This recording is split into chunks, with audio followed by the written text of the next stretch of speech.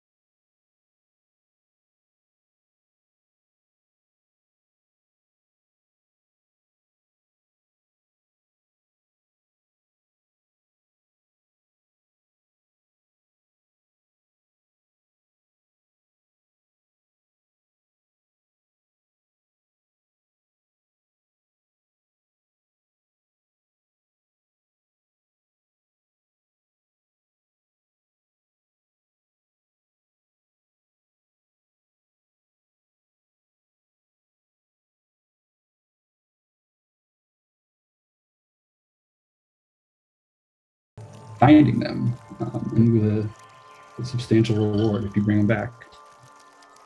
We'll say no more. Yeah. So, I mean, I'm going to start you off sort of as you're arriving. If you guys have anything that you'd like to do beforehand, like some research or, you know, anything special, now is the time. Before we start, where exactly? Yeah. At the channel. What's that? Before we start, where exactly? Like where are we? I'm going to have you sort of arriving at the dungeon. Oh, okay. Okay, Yeah, so just for time's sake. Roger says it's like it's over there somewhere and sends us in the right direction. Like we're saying. Yeah, he gives you directions. He says, oh, I've got this charter. I know what's in there. He refuses to show you any of this paperwork, and just is sort of saying that, I don't want you to know what's in there, but I just want you to retrieve everything in there for me. Right, but you can't show us the list of things that you think are in, so that we know, should we... I mean, if we bring something that's not on the list, then do we get to keep that? That's a good question. No, I mean, if it's in this place, it'll be on the list. This is very meticulously kept charter of all of the belongings of my departed relatives or child. So yeah, okay. Just bring everything back and. Yeah. Should we? I mean, out of character, I guess. Can I hire somebody to carry my stuff? Absolutely. Yeah, if you want to roll up a retainer or just sort of a porter, really. Yeah. Well, because my strength is 6, and I'm a halfling, so I don't feel like he's gonna carry very much. But then I'm also thinking we should probably have like a cart or something, a pony, maybe. I don't think we can carry all this shit back ourselves, can we? So is that something we can bargain with Roger? And say like, look, if we're gonna be carrying back a list of a whole list of things that you won't even show us. Can you outfit us with a horse and cart to carry all this stuff? Are we gonna need that?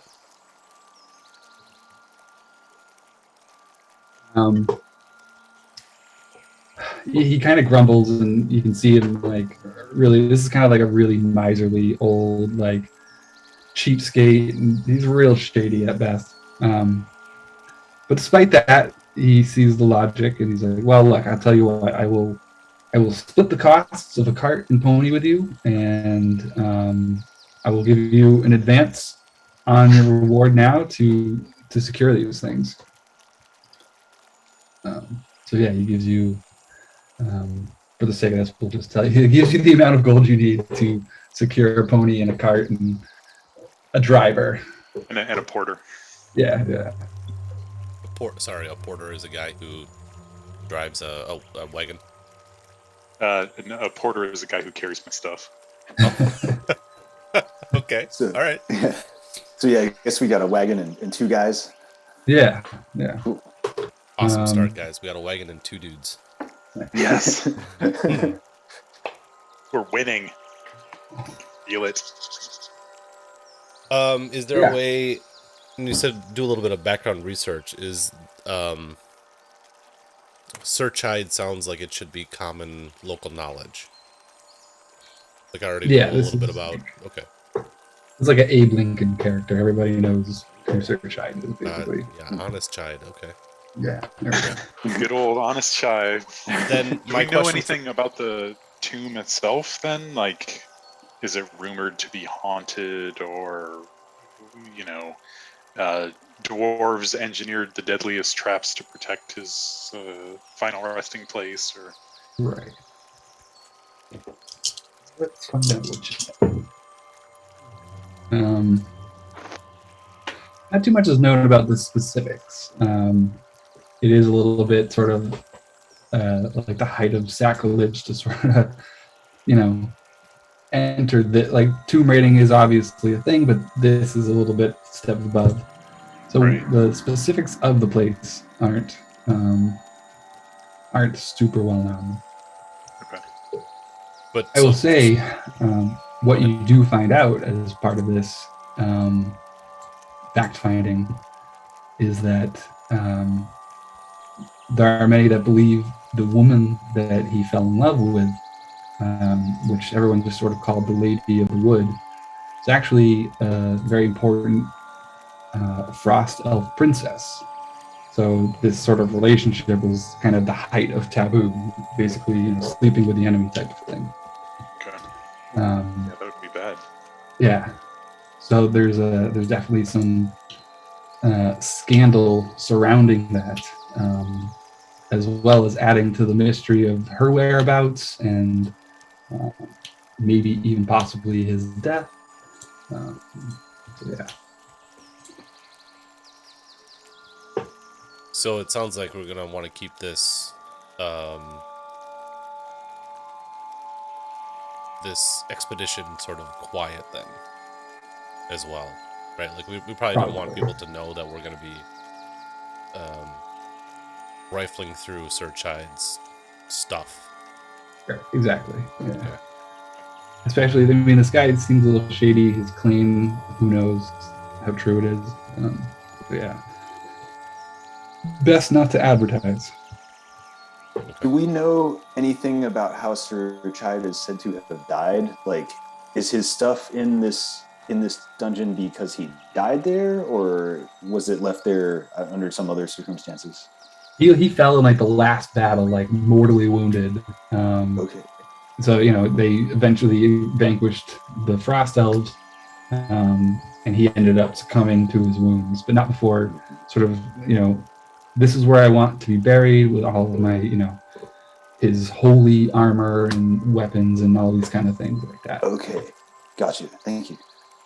And you would know, like, tombs, you can be buried as just a nobody, but like some of these more important figures would have a little bit more pomp and circumstances attached to some of these tombs that they're interred in. So yeah.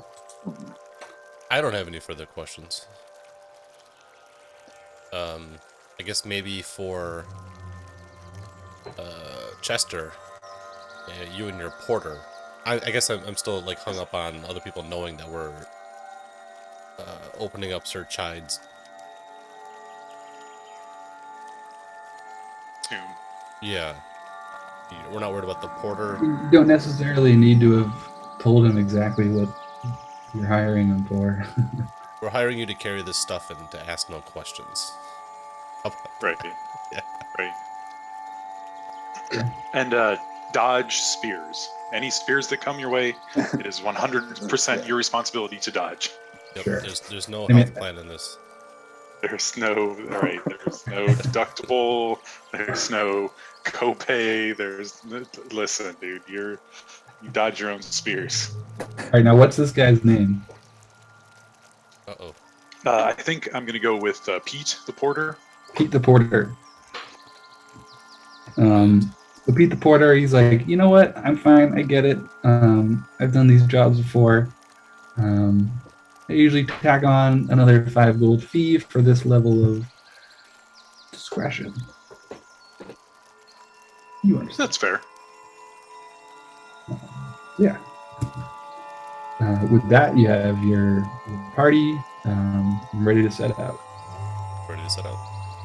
All right.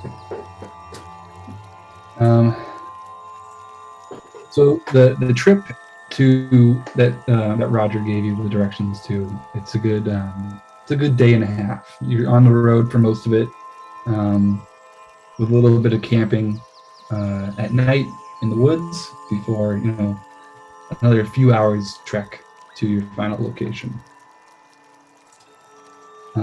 At this point, it's like late spring, so really pleasant weather, warm, sunny.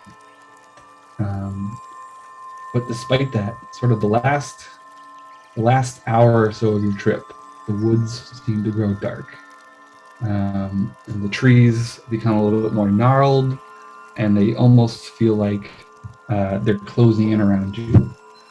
The path becomes covered in brambles and like slowing your pace.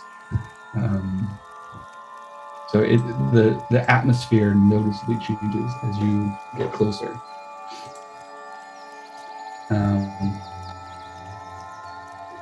As you do get closer, you come to this clearing.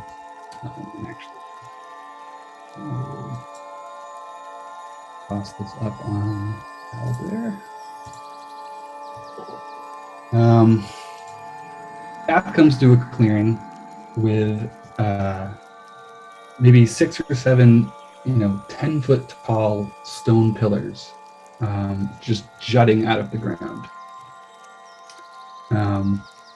A little bit beyond that, you can see this very like flat top, grassy hillock that's clearly artificial.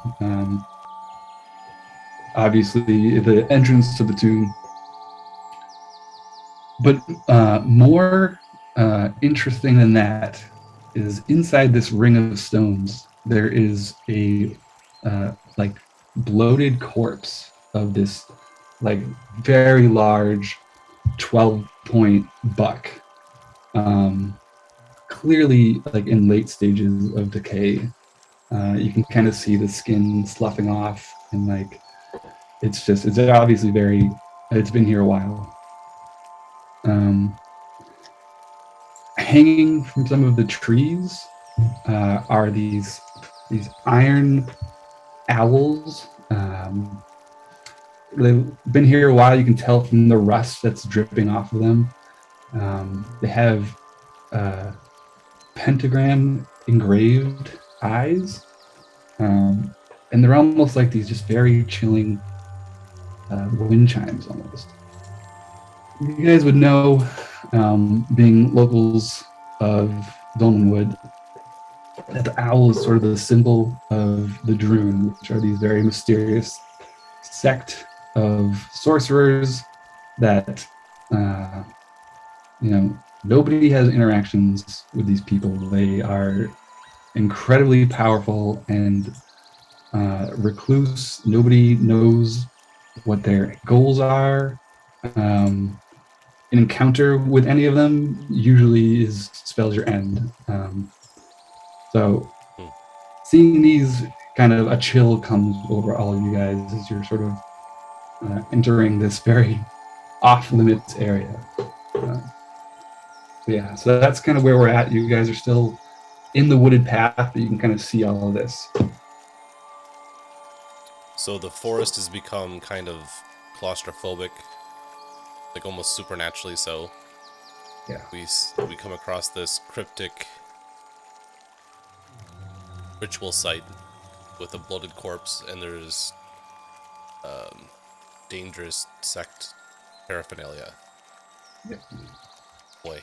Okay. This just got Times. Yeah. About how many owls can we see?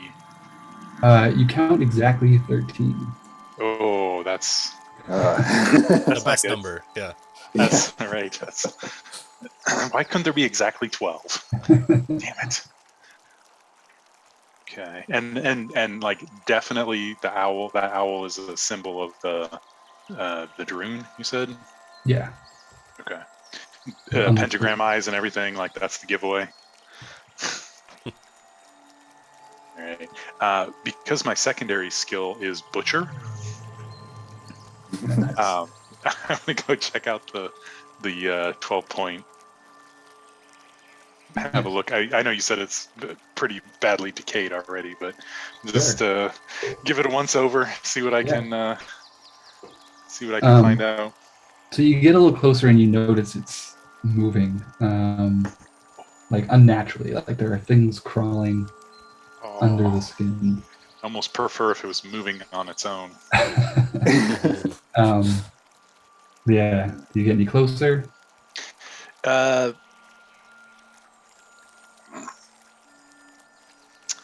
don't think so.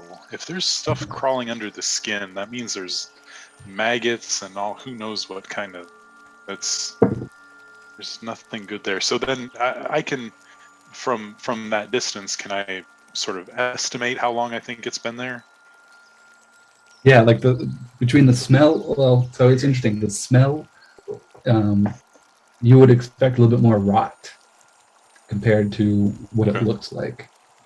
Oh, really? Okay. Yeah, and as you kind of sit there and examine this thing, small beetles begin to break the skin of this buck. And it's slow at first. Like you see one of these pop out and begin to crawl away, and it picks up and goes faster and faster. And you notice, like, as they're coming out, they begin to eat away at the skin and meat.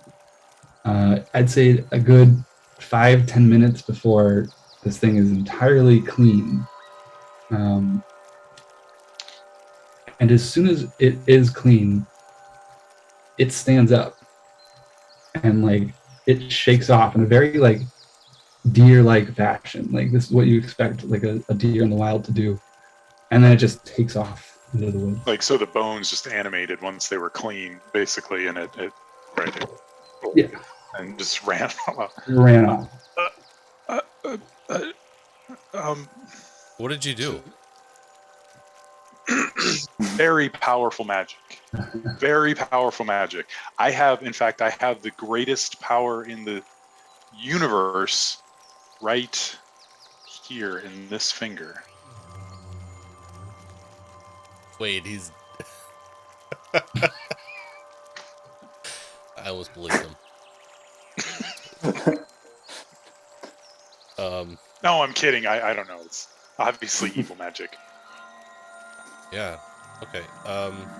Very evil magic. That's not a good sign. Can we tell anything about the stones? As far like, are they newer than the?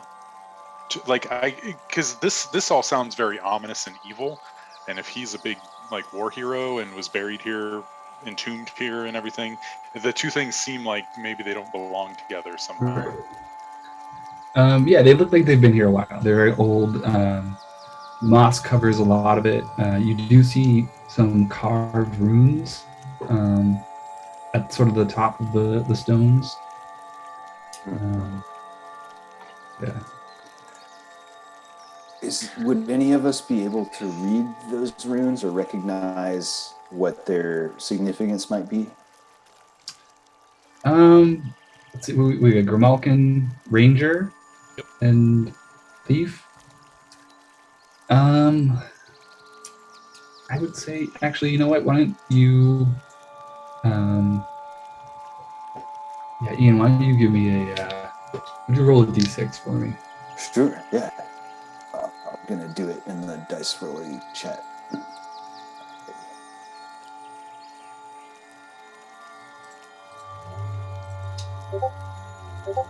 Got it, 2. Yeah, I mean, I'd say being a very magical creature, you have, at least some understanding of the workings of magic.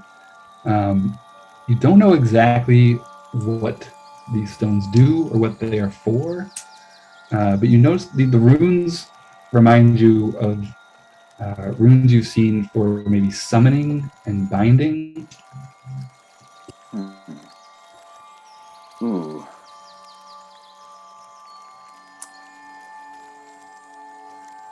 What do you think? So Tipsy? I guess I'll relay this to the other guys. By the way, I'm not gonna do a lot of voice stuff for Tipsy, but he talks like this. He mumbles at you. Listen, fellas. Well, never mind. I will do it. I think they summoned something here. They brought it up. They bound it. They bound it in this place. You see what I'm saying? The deer. If you need me to translate, please let me know.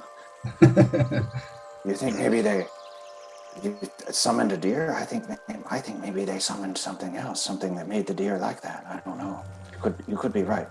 Could be something even more. I think it's more about the reanimating. Yeah. That's well, maybe when we go hunting later, we can bring an extra bunny to the. And just play around with the magic circle. That's Obviously. how about we go around it for this other. Oh well, yeah. We're not walking through. I mean, you can walk through it if you want. That's your choice. But yes, we should definitely put a dead bunny in the circle and let it do its thing. No? Or we could just let the bunny die. Like, it's a bunny, I mean, it's... I can get a rat. I can go catch a rat. You want me to catch a rat? Let's put Chester in it. See what happens. No. Pete, do not let them put me in there. You did not pay me enough for that. Fair enough.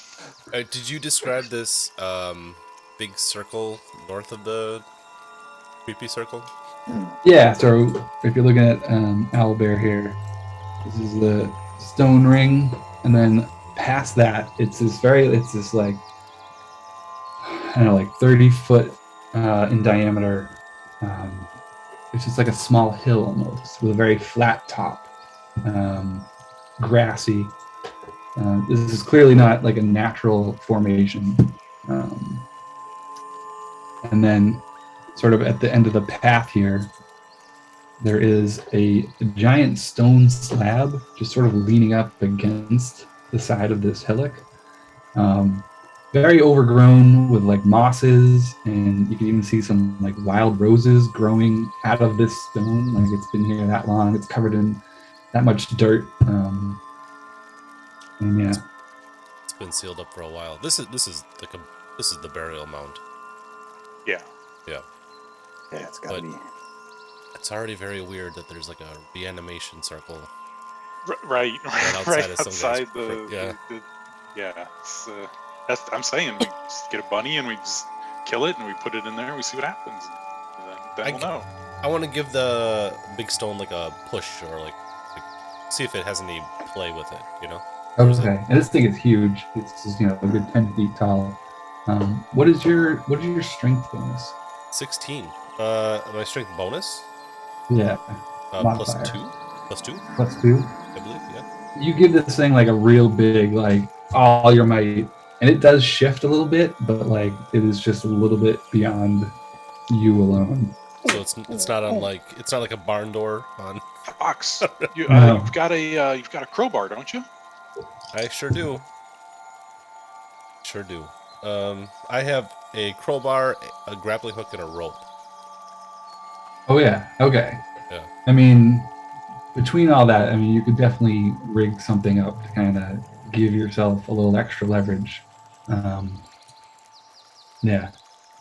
You tie the rope around this thing, maybe around another tree, give it the old heave ho.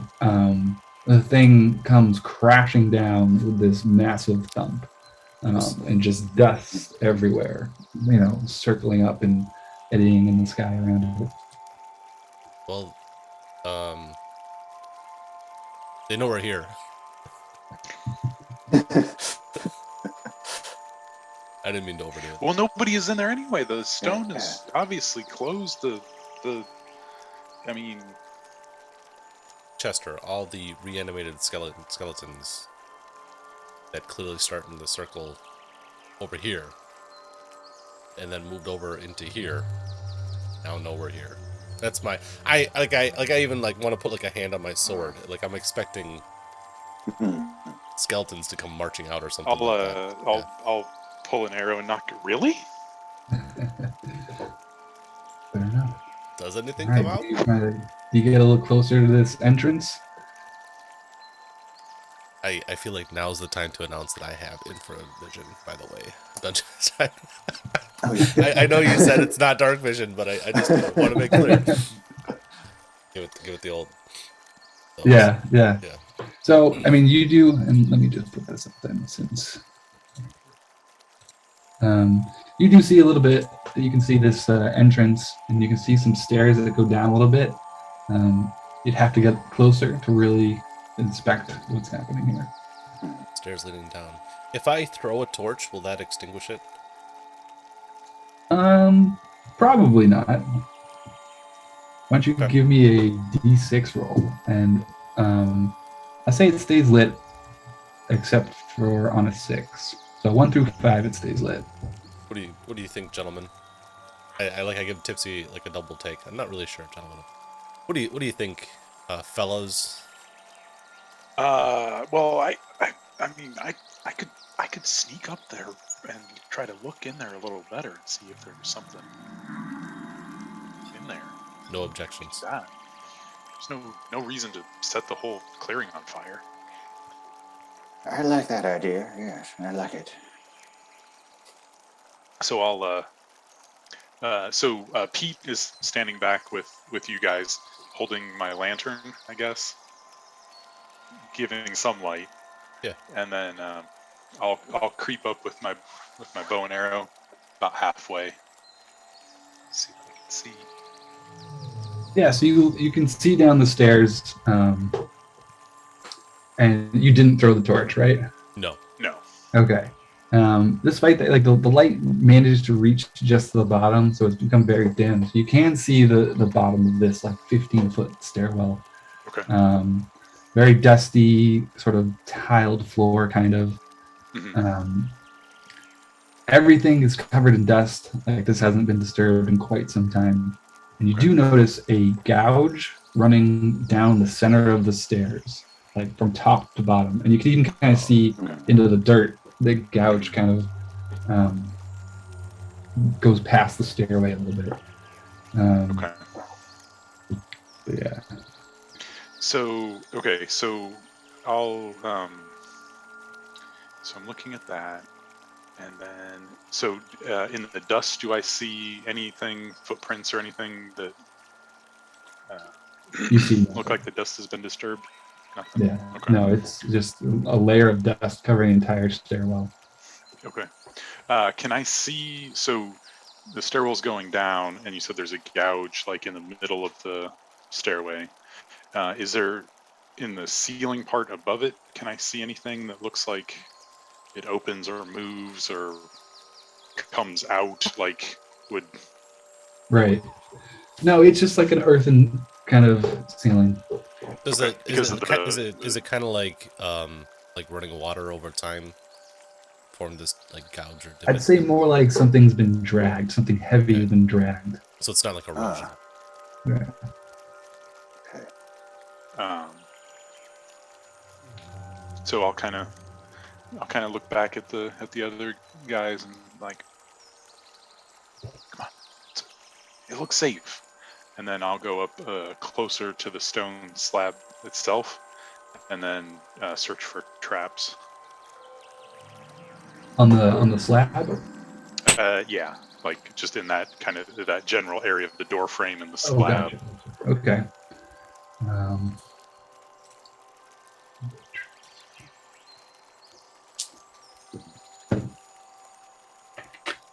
I mean, you got sort of stone stairs, like earthen walls and ceiling.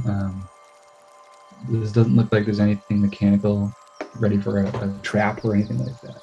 It seems safe enough. Okay.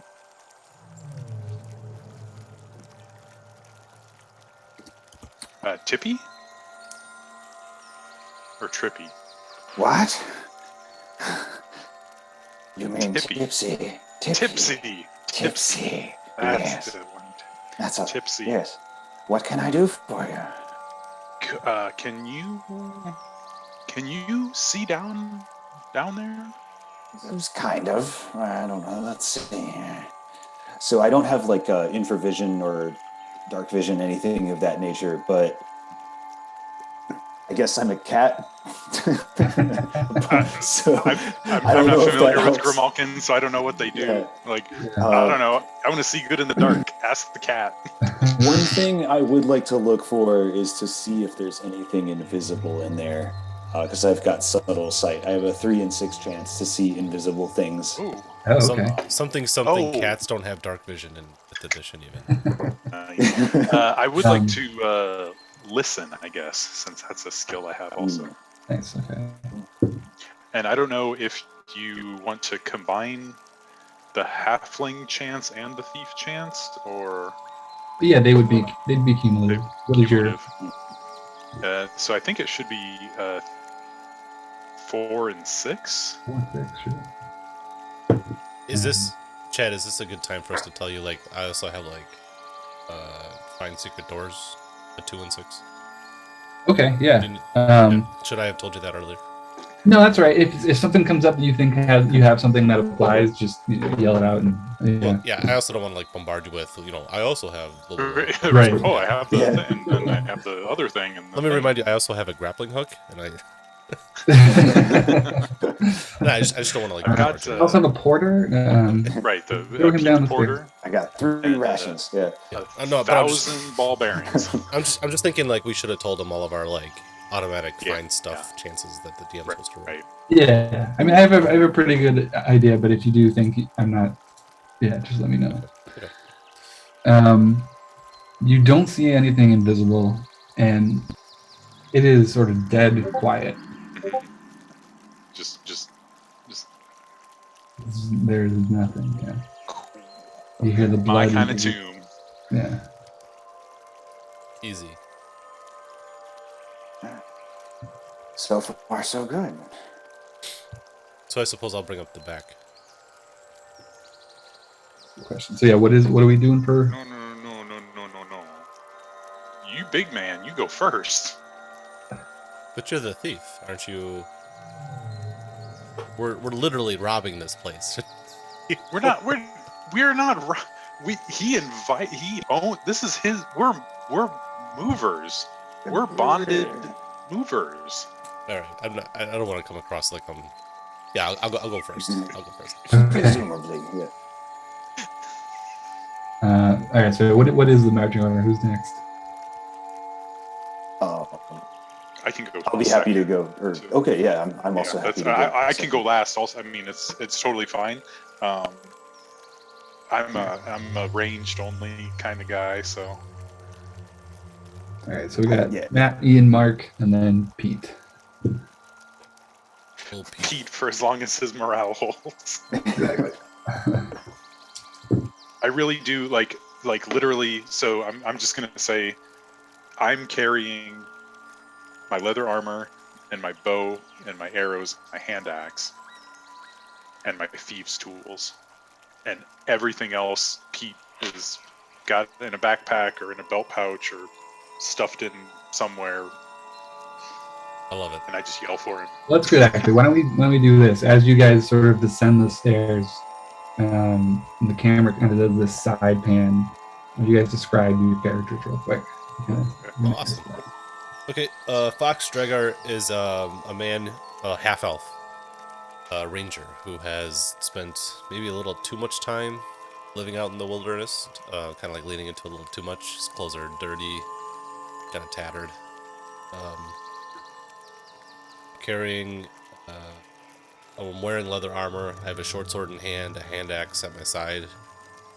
I have a backpack with grappling hook rope and a crowbar. I have tinder, torches, and rations. Used to be a huntsman, so no stranger to this kind of environment. Up until we got to reanimating deer, that's where that's a new one. yeah. Even the claustrophobic wood, I wanted to say, like, wasn't too, didn't catch Fox, too off guard. But now we got the woolies.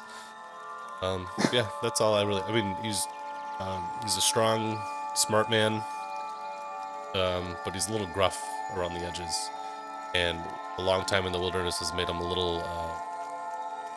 I don't want to say slow, but a little like numb to quick change.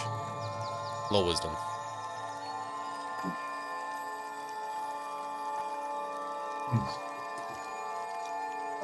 Okay, yeah, I guess if Go ahead. okay, yeah, I guess if we'll go in the marching order or whatever. Okay, Tipsy Snuffle. He's like 3.5 feet tall. He's a Grimalkin, so he's a little cat man. He's got brown fur. He's bug-eyed. He wears a little tricorn hat. He is 560 years old. He is a barber, and his dream is to become a crime lord. I think he's making very slow progress on that. But when you're 500 years old, like, what's the rush, right? Yeah, It's the rush, man. He takes as long as he needs. Yeah. Right. He is also a little drowsy, so that may be, he just kind of does his thing. Nobody really knows what this guy's deal is. Let's see. He's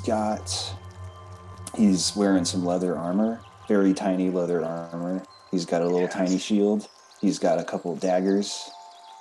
He's got a little short bow. His backpack contains a tinder box, 2 torches, a water skin, 3 iron rations, some chalk sticks, and a lantern with 3 flasks of oil. And please let me know if it seems like I took too much stuff. Let me know and I will get rid of something. No, the basic encumbrance rule is awesome. Gear doesn't count. Everything in your backpack is a wash. Oh, really? Okay. Oh, okay. Yeah. Sick. Yeah. I read that. I was like, oh, problem solved. Shit, I have another 16 Orders now minutes just for fun. He's got a bunch of weird special abilities that have to do with being a mystical cat creature from the fairy realms. So if he turns into a cat or a giant invisible scary cat, please don't be alarmed. Yikes. Can you wharf a hairball? That's the... Yes, actually. He's Yes. I hope there's rats in here because I forgot to eat a rat on the way in. If I do get to eat a rat, then I will have a super cool hairball attack. Is that for real? Is that a thing? Yeah, it's a real ability. It's so the Grimalkin is Also, so cool.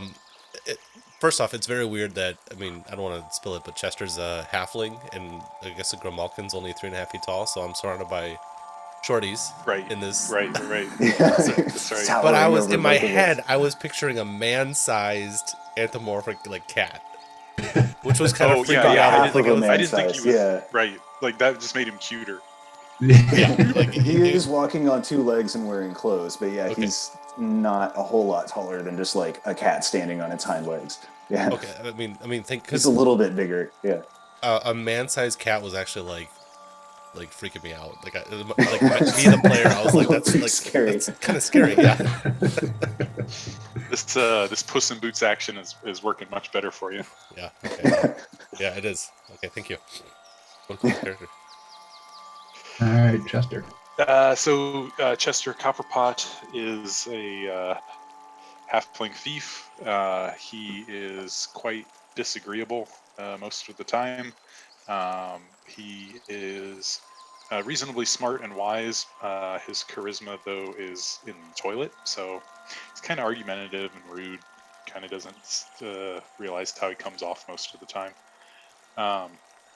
Physically, he is very weak, even for a halfling, but his dexterity and constitution more than make up for that. And he used to be a butcher. Just all that practice, I guess, of stabbing things and cutting them into pieces just naturally, synergized. As well. And so really he's carrying only his leather armor, short bow, quiver, and a hand axe that he occasionally will throw. And then Pete the Porter is carrying everything. No, I got the thieves' tools as well. Pete's carrying everything else, wearing a backpack. He's got iron spikes and a hammer in there, 50 foot of rope, a tinderbox, and then he's carrying 7 days of iron rations and 7 days of standard rations. He's carrying a lantern, got 4 flasks of oil and a water skin in there. Right. And Chester really is just kind of, he comes across a little rude, but he seems to be kind of happy-go-lucky guy. Treasure hunting excites him, and that's it. Awesome. Yeah. All right. So yeah, you guys begin to walk down. Who has a torch or lantern lit at the moment? I will light a torch. I'll- Yeah. And then Pete's holding one at the back. Okay, so we got 2 torches. Tipsy, did you want to... Did I preempt you? It made I sense guess to so, me yeah, that the just guy in to- front should have it. That makes a ton of sense. Yeah. Okay. So I'll start burning one So torch. I guess I'll just benefit from the other folks' light for the moment. Sure. All right. So you head down the stairs, and you can see as you get down there, this gouge goes all the way down the stairs and onto the floor, and continues off. And what you see when you get down there, square room with 4 like small, like 2 foot tall plinths in each corner of the room. And you can see items sort of sitting on this is sort of like a very decorative looking room. To the right, you can see a hall go off, and the gouge in the floor sort of follows that hallway to the right. To the left is another hallway, very like mirror image almost. And then in front of you are 2 like very tall looking double doors, like heavy stone double doors. This whole area, like you start to walk down and the cold air is kind of rushing over you. It's very musty, wet smelling. Yeah. So that is what you see. Did you say in the room, in each corner there is something? Yeah, so if you're looking on Owlbear right now, Yeah. like each corner there is a small little plinth with an item sitting on it. Actually, I'll tell you what the items are. Okay. You can see like a 1 foot tall silver crucifix sort of on display. A wooden statue of a cherub. A book, very like thick leather book, possibly a holy book, and then a huge candle. Okay. The candle doesn't look like it's been burnt ever. No. This is part of the grave goods. Yeah. Oh yeah. Yeah. Must be. Well, the silver crucifix probably isn't on the list. Why do you say that? Because it's not on the list. I'll reach up and grab What? the silver crucifix and Okay. hand it to Pete. As soon as you Oh, I like go, as soon as you go to grab the thing, like before you can barely touch it, and it Okay. flies off and begins this very high-pitched screaming. And actually, all 4 of the objects begin this very high-pitched screaming as they just begin like circling the room and like beating on you guys. Ow! Ow! Ow! Ow! Ow! Stupid book. I'm gonna need initiative from one of you. So D6 from one of you. Can I roll it? Roll it. And can Please, I yeah. use the optional +1 initiative for being a halfling and +1 for my dex? I don't think Dex adds, but you give the +1 halfling. 2 + 1, so 3. 3. Okay, so we'll resolve everything simultaneously because it's a tie. Oh, So roll these real quick.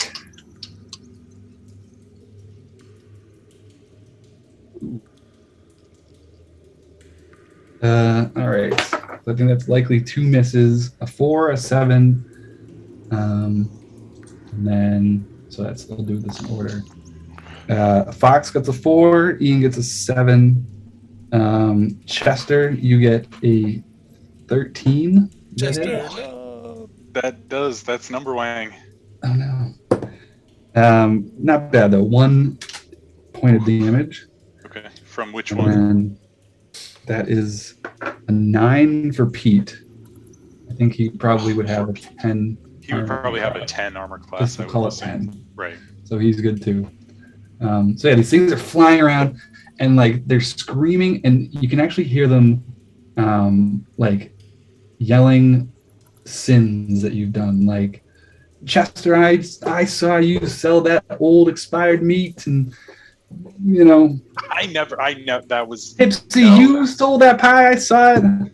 And they're just yelling these things that you guys have done that you're ashamed of from your life as they spin around and like whack you. But go ahead and make your attacks. right. Which one hit me? Let's see. I will say the cherub. Cherub. All right, awesome. So the cherub like fly like because it's flying around, right? So like it flies into me and hits me or something. So then Chester will take the hand axe that he has and like smash it into the wooden cherub. It's like, get off of me, you little rat! Nice.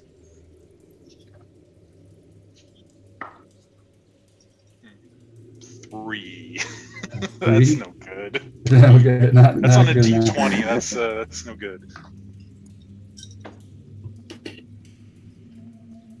Yeah, so there's no real order once we get into combat. Okay. Basically, we'll do initiative, and winning side goes first in any order you wish. And then, yeah. Well, we tied here, yeah. Yeah, Okay. but Tipsy, I'm just gonna swing out. Like I draw my sword and like almost like baseball bat style, like try to like catch one of them out of the air, trying to like cut it off before I can talk about how I was. That's what I was thinking about the candle. Like you could just hold your like just wait for the candle to. Yeah. but I'm trying to cut it off before I can talk about how I was a peeping Tom when I'm a teenager. That's why I love the I rolled a 2. You gotta move a little more aggressively. 2. a 2? Yeah. Oof, no. We're off to a terrible start. Man, yeah. This isn't a roll under. This is not a roll under. Can this be a roll under system, please? Let's see. Yeah, I'm gonna look for when something comes at me that isn't a crucifix that I can hopefully skewer with a dagger. So probably the candle or the book, maybe the cherub, if I can catch it from the right angle. But whichever of those things comes my way first, I will take a good stab at it. Okay, let me. So yeah, the cherub. This thing is running amok. It's just like headbutted Chester, and it's coming after you now. All right. Headbutted by Angry baby. Hot damn. So with my +1 for melee attacks, that is a 19. 19 definitely hits. Sweet. Tipsy's coming through. And you don't even need to roll damage for this thing. Like Somebody's got to. you Okay. like swipe this out of the air, and it just falls dead in front of your feet. Nice. Yeah. Tipsy. Take that, baby. Tipsy. Yeah. That's right. Stupid baby. There's more where that came from. Yeah. So, someone else on the initiative, or I'll roll this time. Chester again, if you like. Unless, I mean, does the halflings +1 work for all of us, even if I'm rolling? Yeah, it might as well. I mean, yeah. I rolled a 6 anyway, so 6? Oh, definitely. Yeah. So you guys are up first. all right. Go to town. I'll pull an arrow and try to shoot the book out of the air. Bam. Nice. 7. 7 does it. These things aren't really that strong. Really? Yeah. Oh, Um, yes. Just like Yeah, this. you like pierced into the wall. Yeah. I rolled a 14, so I want to say I skewer the candle like all the way through. You know. Nice. Not gonna say candle on That my damn sword. crucifix. Yeah. Yeah. You have a sword with the candle at the end that you cannot stab anyone with. It's like a safety. Yeah. Right. The safety end. That's like Yeah. a cork. Yeah. I guess I'm going for the crucifix, and I rolled a 6. So whatever 6? that. Yeah. What did I say? I think that's. I hit on a 7. Yeah. Or no, Yeah. that's a equal or above. Nope, that's a hit then. All right. Nice. Equal to All or right. above. So yeah. Take that crucifix. Yay. So yeah. You guys swipe these things out of the air and they just sort of fall to the floor. Not dead because they were never alive, I guess, but yeah. All right, No longer Chester. moving. Chester, what did we learn? Babies are assholes. I take the hand axe and I smash the rest of the cherub with it. Nice. I feel like I'm used to watching Chester's outbursts at this point. Work it out of his system. Tipsy, stand Oh. back. Like I Don't. just don't damage the other goods. Don't, you know. Well, just grab the crucifix. Take that with us. Yeah, so you guys are grabbing the crucifix. How's the book looking? Looks a little Let's bit. into the wall. Yeah. Yeah. Not great. Might It's still not be going worth anywhere. something. I It's say not we going anywhere. take it with, or see Yeah, if Pete will hang on to it for us. Pete's He's like, not already overburdened. no. So all Magic the books, activity, no. a run around and like trying to chase these objects out of the air, you've disturbed a lot of the dust, and you've kind of revealed. You can tell there's like a mosaic underneath the dust on this floor. Oh. And you brush away a little bit more, and it's this picture of like this heroic knight atop of his white charger, stabbing the heart of a fairy knight with his sword. And there's an inscription that you can't really read, but you recognize it as Old Woldish, which is the it's sort of like where Woldish, which is the Dolmenwood common tongue, came from, but it is almost indistinct. You cannot decipher it at all, except for the words frost and king. This is probably a depiction of Sir Chide killing the Frost King. Am I stating the obvious? Frost Princess probably not too thrilled about that. Did Probably he has marry the conflicted Frost emotions. Princess? That's kind of wild. I mean, she probably has conflicted emotions about it. Maybe conflicted Well, it's enough to, just a rumor, right, that they were an item. Yeah, at this point, everything about them is sort of lost to antiquity a little bit. Okay. Yeah. So yeah, you have a hallway to the left, a hallway to the right with the gouge in the floor, With the drag mark and there are these large stone double doors in front of you. I say we go not that way. Not to the right. Not to the right. That's my Interesting. vote. Interesting. I was gonna say follow the divot. I'm assuming that's caused by like a wagon wheel or something like that. A wheelbarrow kind of a thing. Carrying all the gold into this place. Fox has 13 intelligence, but I don't, so that's my assumption. What's the recoverability on arrows? What was that? Recoverability on arrows. So I shot one arrow at the book.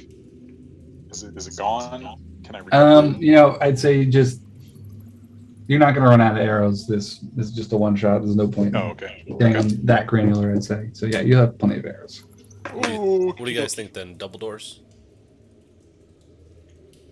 I kind of like the double doors better than following the trail, but I'm open to whatever you guys want to do. Honestly. All right, Tipsy. I'm down for some. I say trail. He says double doors. What do you say? Can't say left. Oh, this is tough. Just don't say left. Otherwise, we'll have to ask Pete. Pete will want to go home, and that's Yes, he'll say he's not paid enough. that's right. Yeah.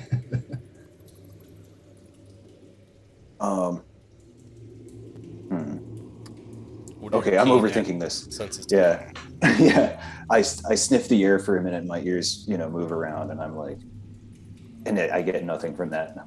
I assume. Correct.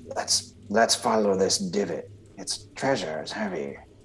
Divot made by heavy treasure. Maybe made by a coffin full of treasure. Why should we go that way? He means follow the divot, if that was unintelligible. Sure. But why does it All right, have so we to got be two a for coffin? divot. Because So he weird. was buried here.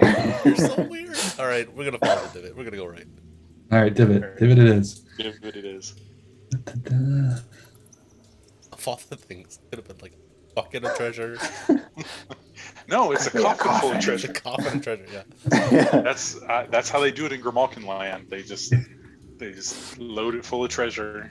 I'm never going there. Fill Never. many Never. things with other things. We're never having the holidays at Tipsy's place. You'll love it. It's good. It's good. No, it's good. So you guys walk down this short hallway into this circular room. There is another hallway to the north. There is stairwell to the northwest that goes down, and then in the southeast, there is an empty statue plinth, like the round base of what a statue might sit on,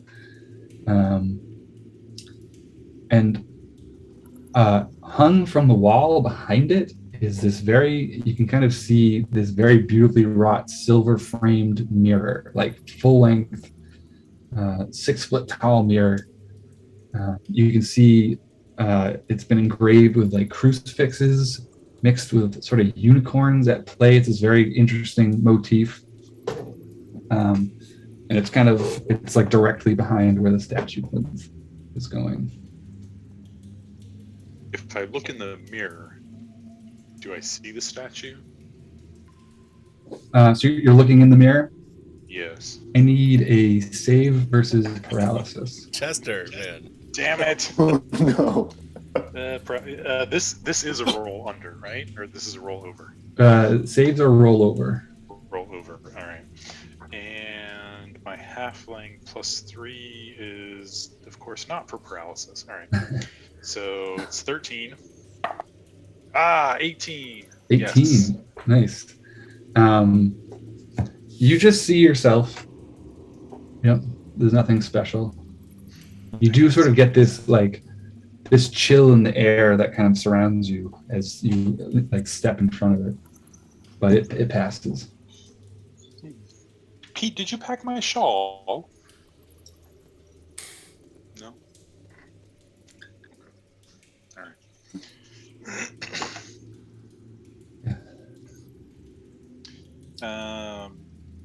We'll look at the plinth a little bit.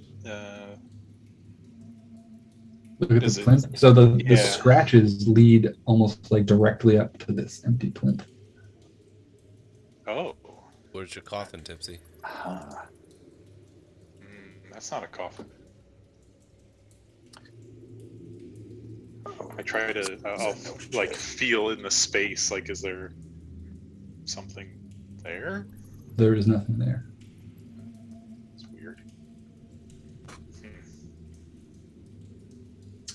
What are the rest of you doing? You have the hall to the north. There's a stairwell down northeast, and there's actually like a very nice arch, like tree limbed kind of motif that's at the top of the stairs going down. Well, that's got my attention. That's your attention.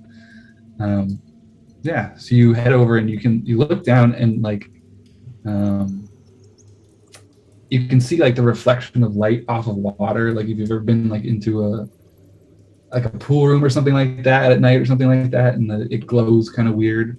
Um, you can't see the bottom, but that's sort of you can see the glinting of light off of the walls of the stairwell. Lost Ian. Lost Tipsy. No.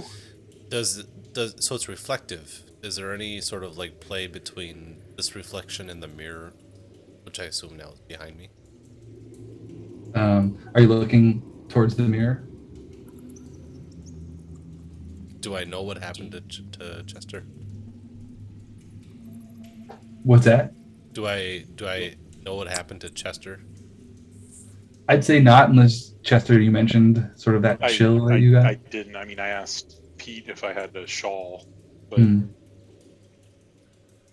Pete's barely paying attention. right. All right, so then yes, I do look. Okay, yeah. You give me a save versus paralysis as well. All right. Can I roll over? Oh, yeah. Okay. 19 on a 14. 19? Okay. Yeah, you get this same sort of chill that runs over you, almost like this passing of cold air, but then it's gone. And, Don't look at the mirror. I'll say it out loud. Don't look at the mirror. there's no tie between the two things. Yeah.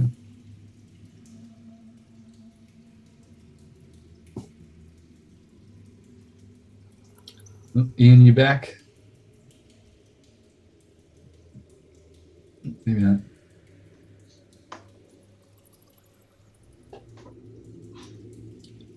We'll catch up. Shoot. Yeah, what do you guys? So I don't know if I misunderstood the arch. So this is the hallway to the north. There's like that forest archway, and like it leads into So that's the forest archway is the stairwell down. The stairwell down. Got it. Yeah. Okay. Does And the sorry, go ahead, Matt. No, you go ahead. The drag thing that we were following, basically, you said went right up to the statue, or almost to the statue, to the plinth. Yep. Yeah, and okay, so Stops right there. I don't want to mess around with the mirror. I think I'm ready to let that stay a mystery. we could break it. Go ahead. It's bad. Go ahead. Go ahead. Hey Pete, can you? Pete's like Pete's at the opening to the hallway, waiting. He's like, Right. He's just waiting like, for you guys to trigger everything. He's not coming in. right. All right. So I'll take an arrow and I'll aim it right at the mirror. Thing. Yeah, it thing shatters and it just falls to the floor. And you're left with just like glass on the ground. That'll be a lot easier to move. Broken. True.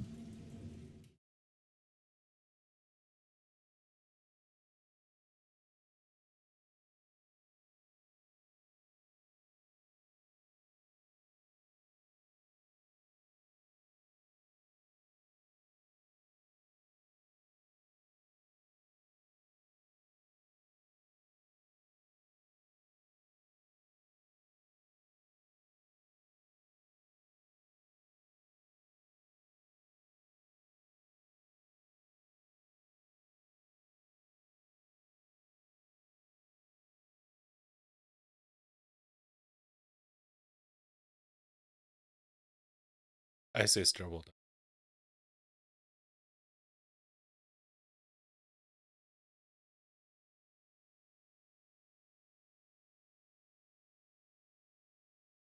Yeah, he does that from time to time.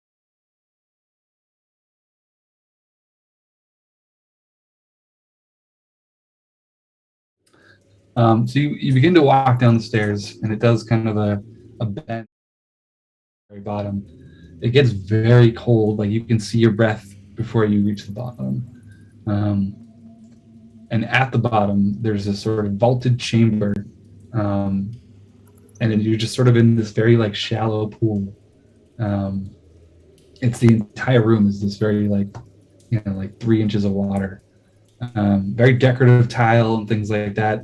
And in the middle, there's this statue of a maiden. She's wearing like long, flowing robes, very long hair. She has a like a star sort of on her brow, like a very decorative star. At the bottom of the stairs before you enter the pool are these sort of like floating candles, like small little tapers just floating. This very kind of spooky blue light, and they're all just sort of dancing in front of the stairwell. Like you can't enter the pool without sort of walking through these candles.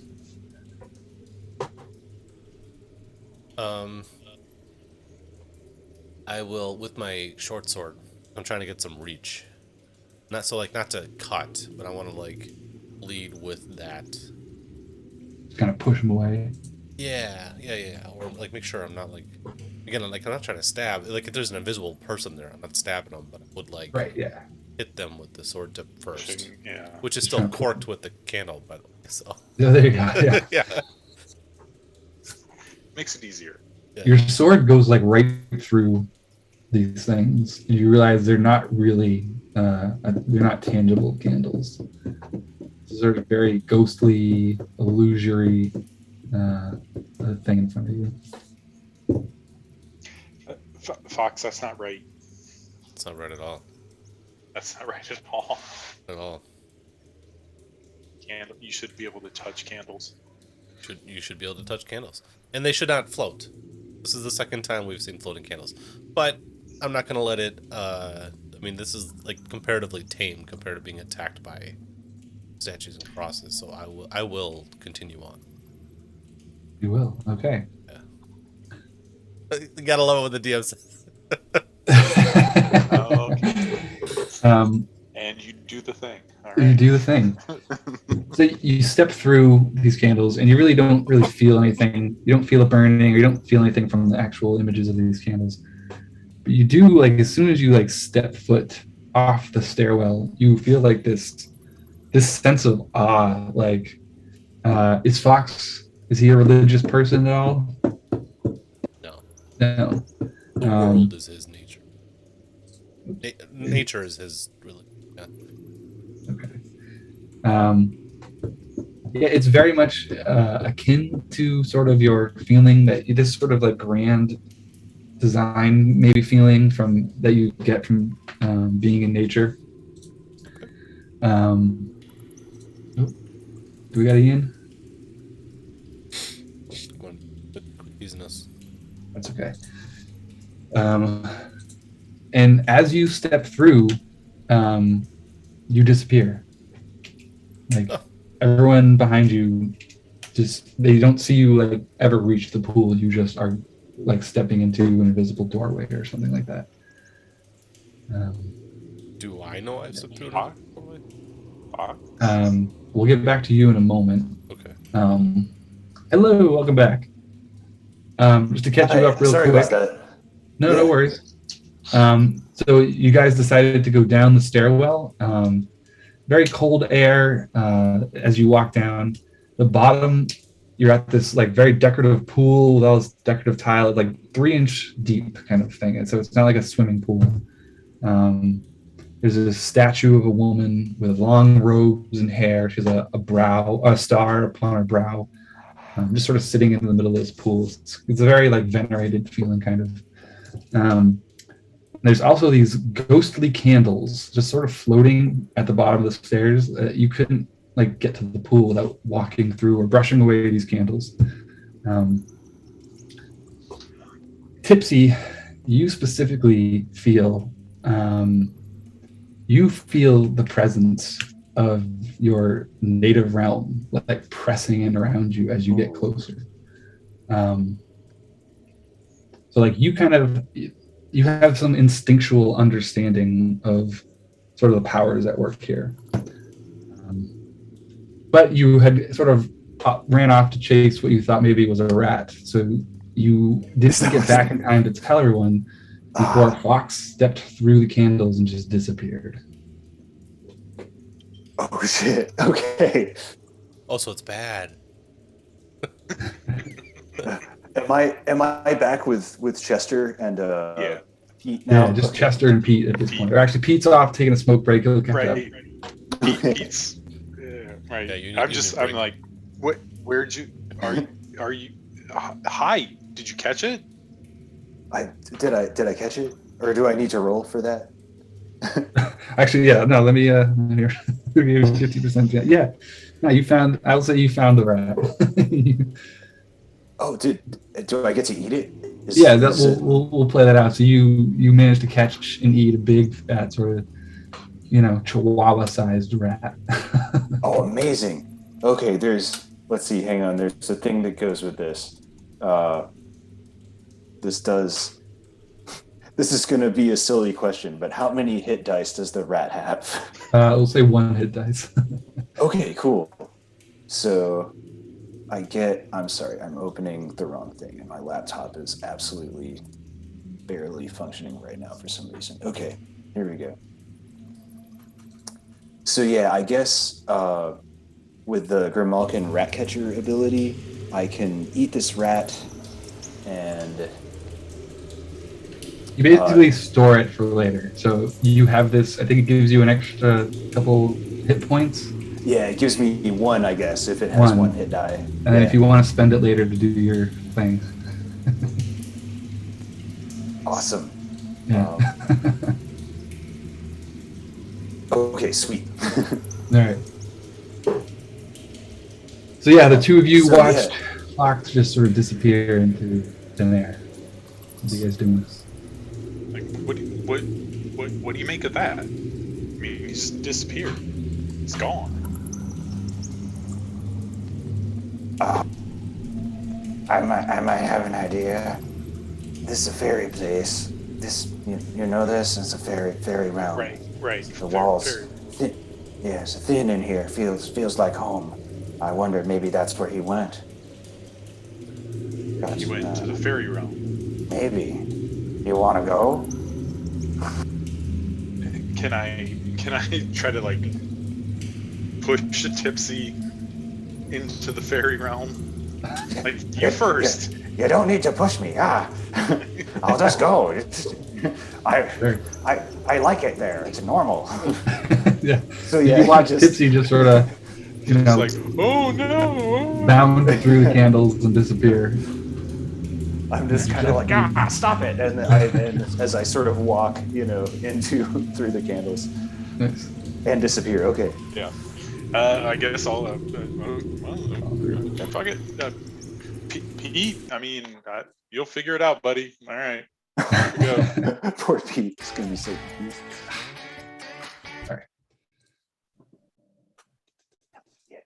That sounded like a fun place. Yeah. We truly are in another land. So you guys step through and you see in front of you Fox standing like knee deep in this snow, surrounded by trees on both sides. You're on this very narrow path. Through the path you can see this like frozen lake.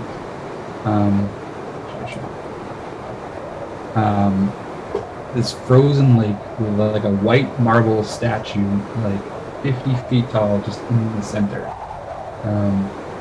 You can even see like a space that had been cleared off in a square, like very much like an ice skating rink.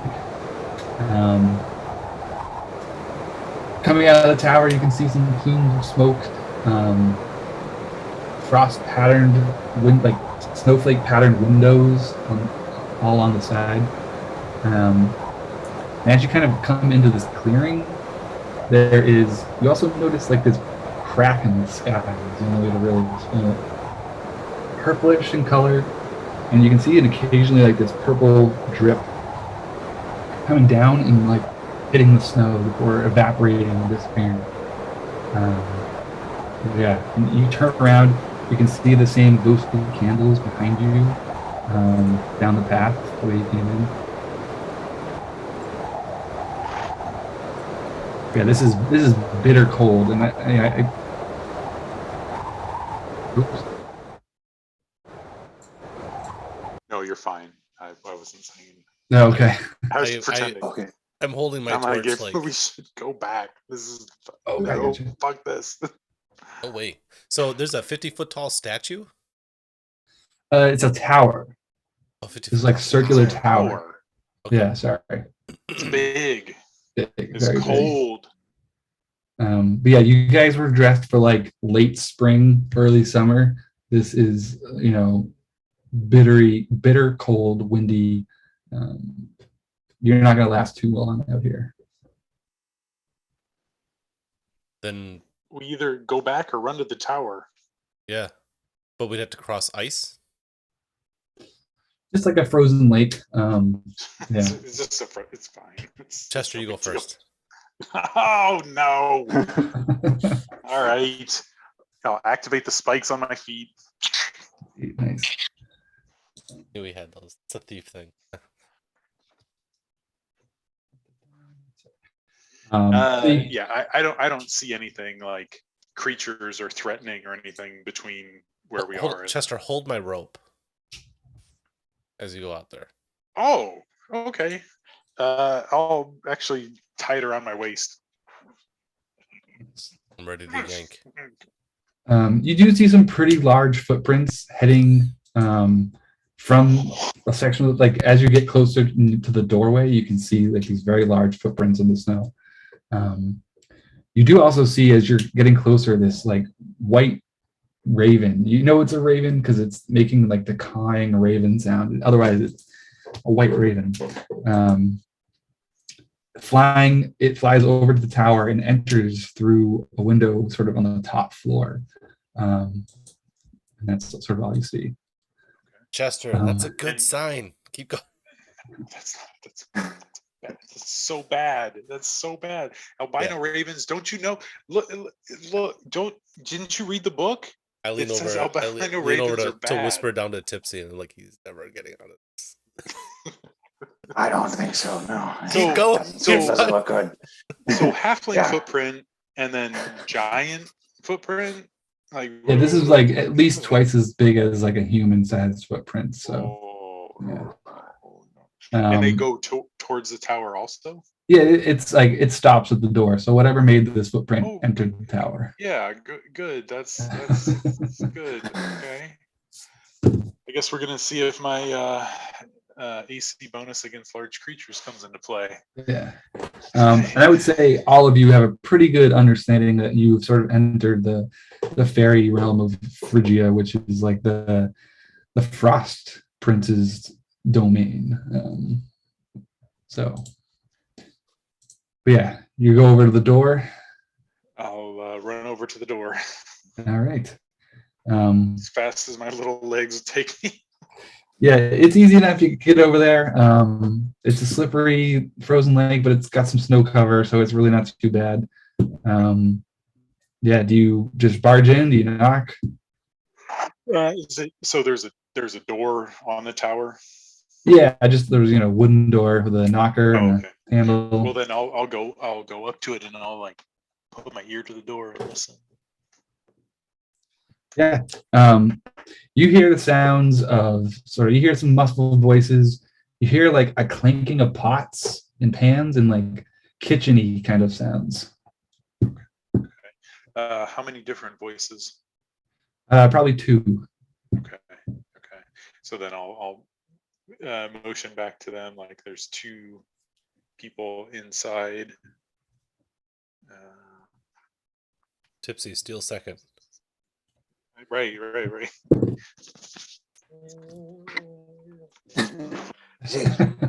I think he means there's a rabbit inside. Is that Fox? Is that what he means? I don't know. No, I think he It would wants be to good if steal there was second base. All right, yeah. Let's close in after him. All right. You guys all make it to the tower without really any incident. Cool. And I'll do the knocker. No. Yeah. You knock, and before you can even like finish knocking, the door swings wide open. And in front of you is this like hulking, clay-looking humanoid, like maybe 10 foot tall at least. Kind of knobby all over. This is a troll. On his back there is like a small, like little palanquin, and sitting in the palanquin is the tiniest, scrawniest little goblin you have ever seen. Inside is decorated very festively. There are like white rose garlands kind of hung everywhere. There's like winter coats and hats all hung up on the wall. There's like boots and ice skates sort of sitting by a fireplace. Interesting enough, the fireplace, there's no flames. Well, I guess it's like an electric blue kind of flame. Interesting. But they look like icicles almost, just sort of hanging there, sort of flickering. Very interesting. You smell delicious smells of baking and cooking coming from another room. And actually, I'll show you this.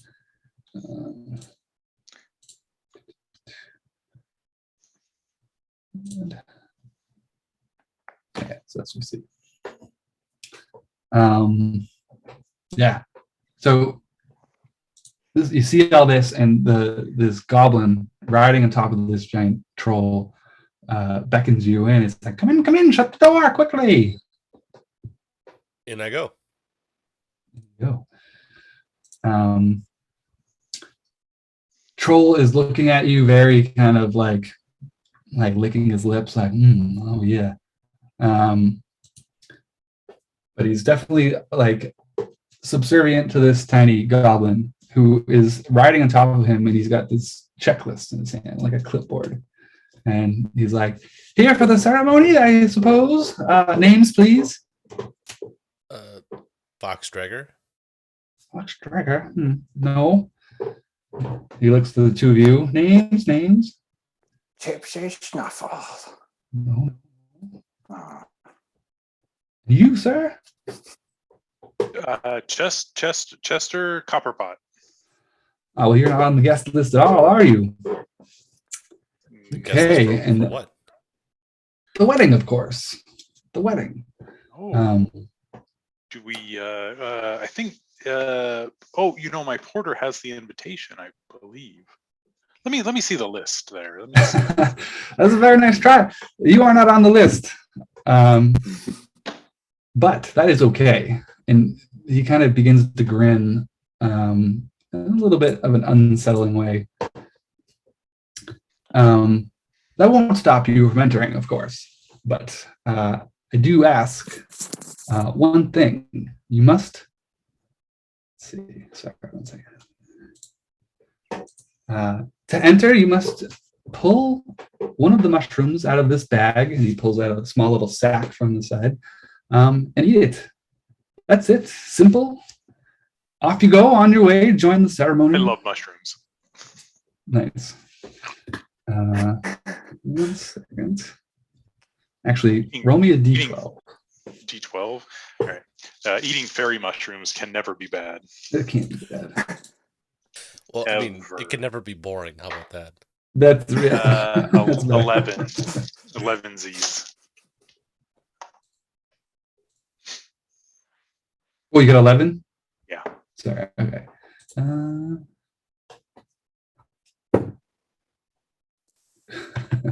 So for like the next 20 minutes, you're gonna alternate between weeping and hysterical laughter whenever you are spoken to. Oh, good. Oh, good. So yeah, you just like begin bawling, and you can just see like the goblin on top just start clapping in joy. Next, and he hands the pouch out to you guys. You pull one. Tipsy, you got can you give me like a recommendation here? I think I just looked back at you like, well, it's your turn. All right, I reach in and grab a mushroom. All right. Roll a d12. Anyone who's grabbing a mushroom, roll a d12. 8.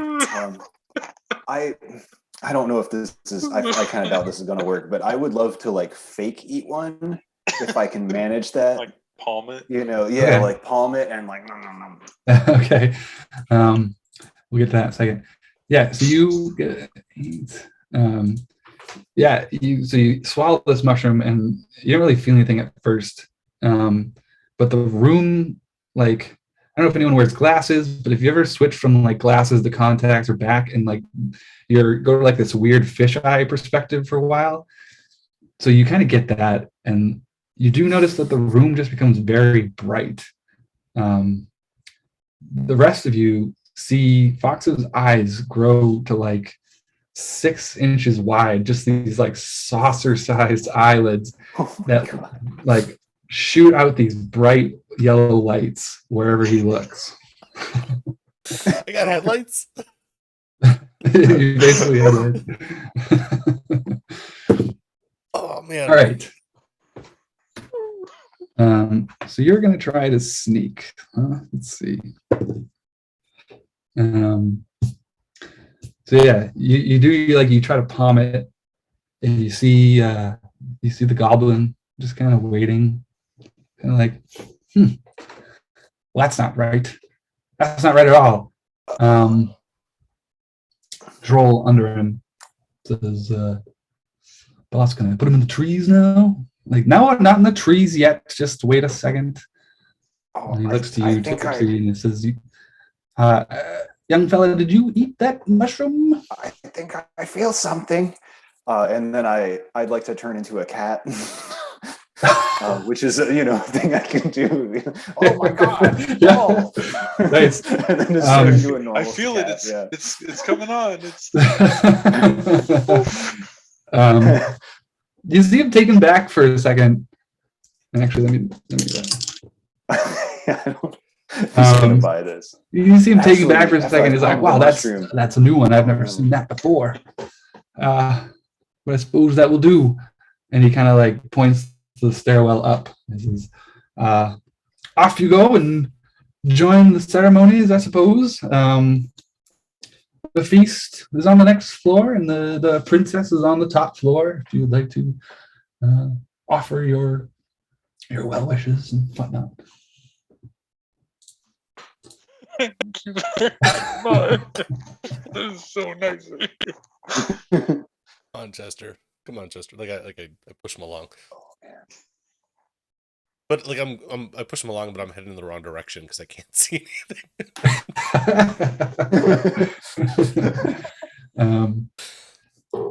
So yeah, you guys make it up to the next floor.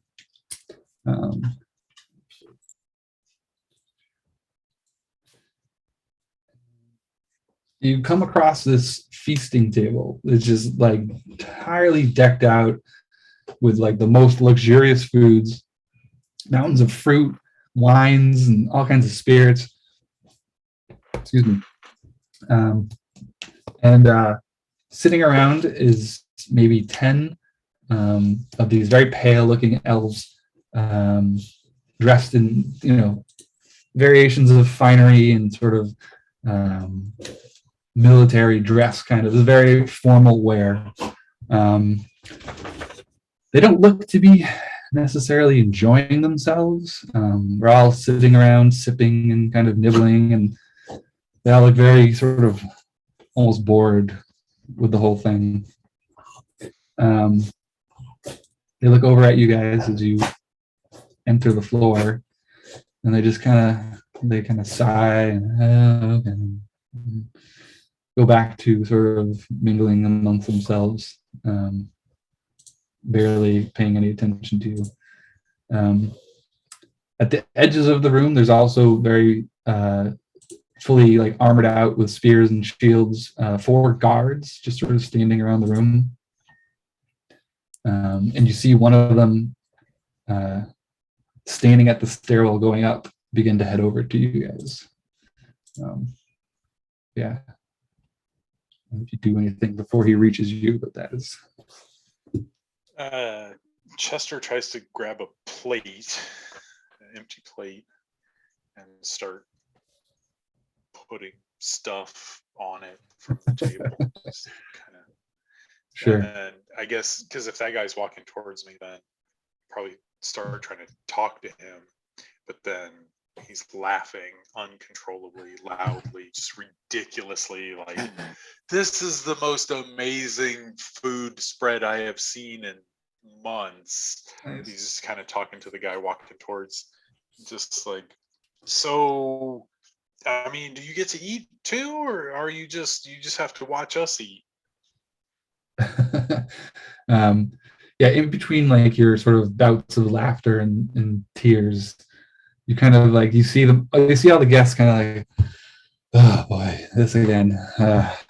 And one of them waves to the guards and like, please take care of this.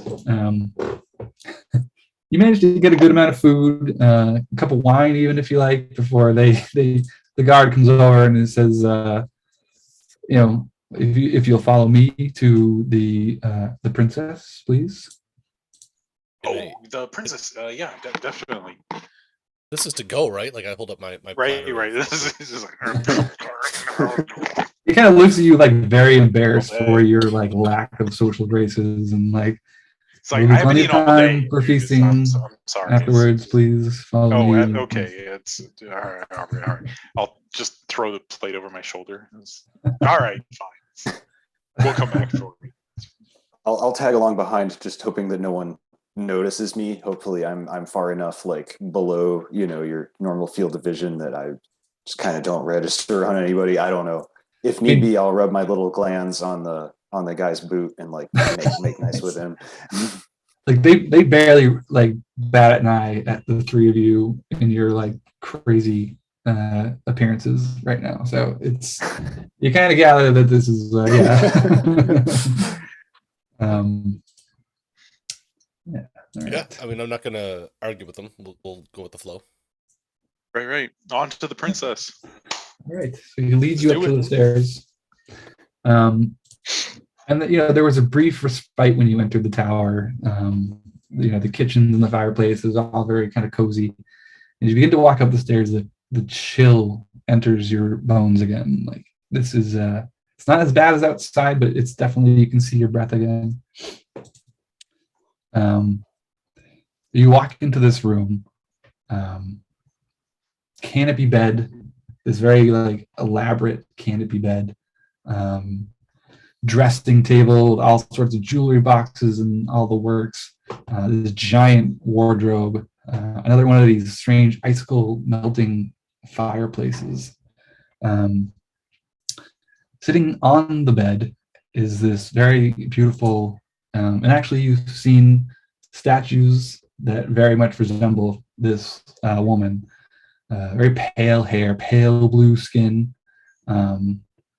Blue, like crystally eyes, clad all in white, very much like she's got like a veil and everything. There is this crystal star, like just sort of floating sort of on her brow. Very regal. Yeah. And there's actually like a small amount of just snow falling wherever she is, just around her. It sort of never really lands, but it's just constantly snowing around her. But she sees you guys and sort of a look of kind of boredom and sadness, I'll say, momentarily disappears. And she's like, oh, guests, welcome, please come in. And she kind of shoos the guard away. That'll be all, thank you. Please make yourselves at home. I love having visitors and strangers. Please tell me your names. How did you get here? My name is Fox, and I'm not really sure. We were looking through some room with candles, and then kind of fell in here. I'm like purposely not bringing up Sir Chide's name. Okay. Yeah. And she's kind of like holding up her hand a little bit as she tries to look at you. Yeah.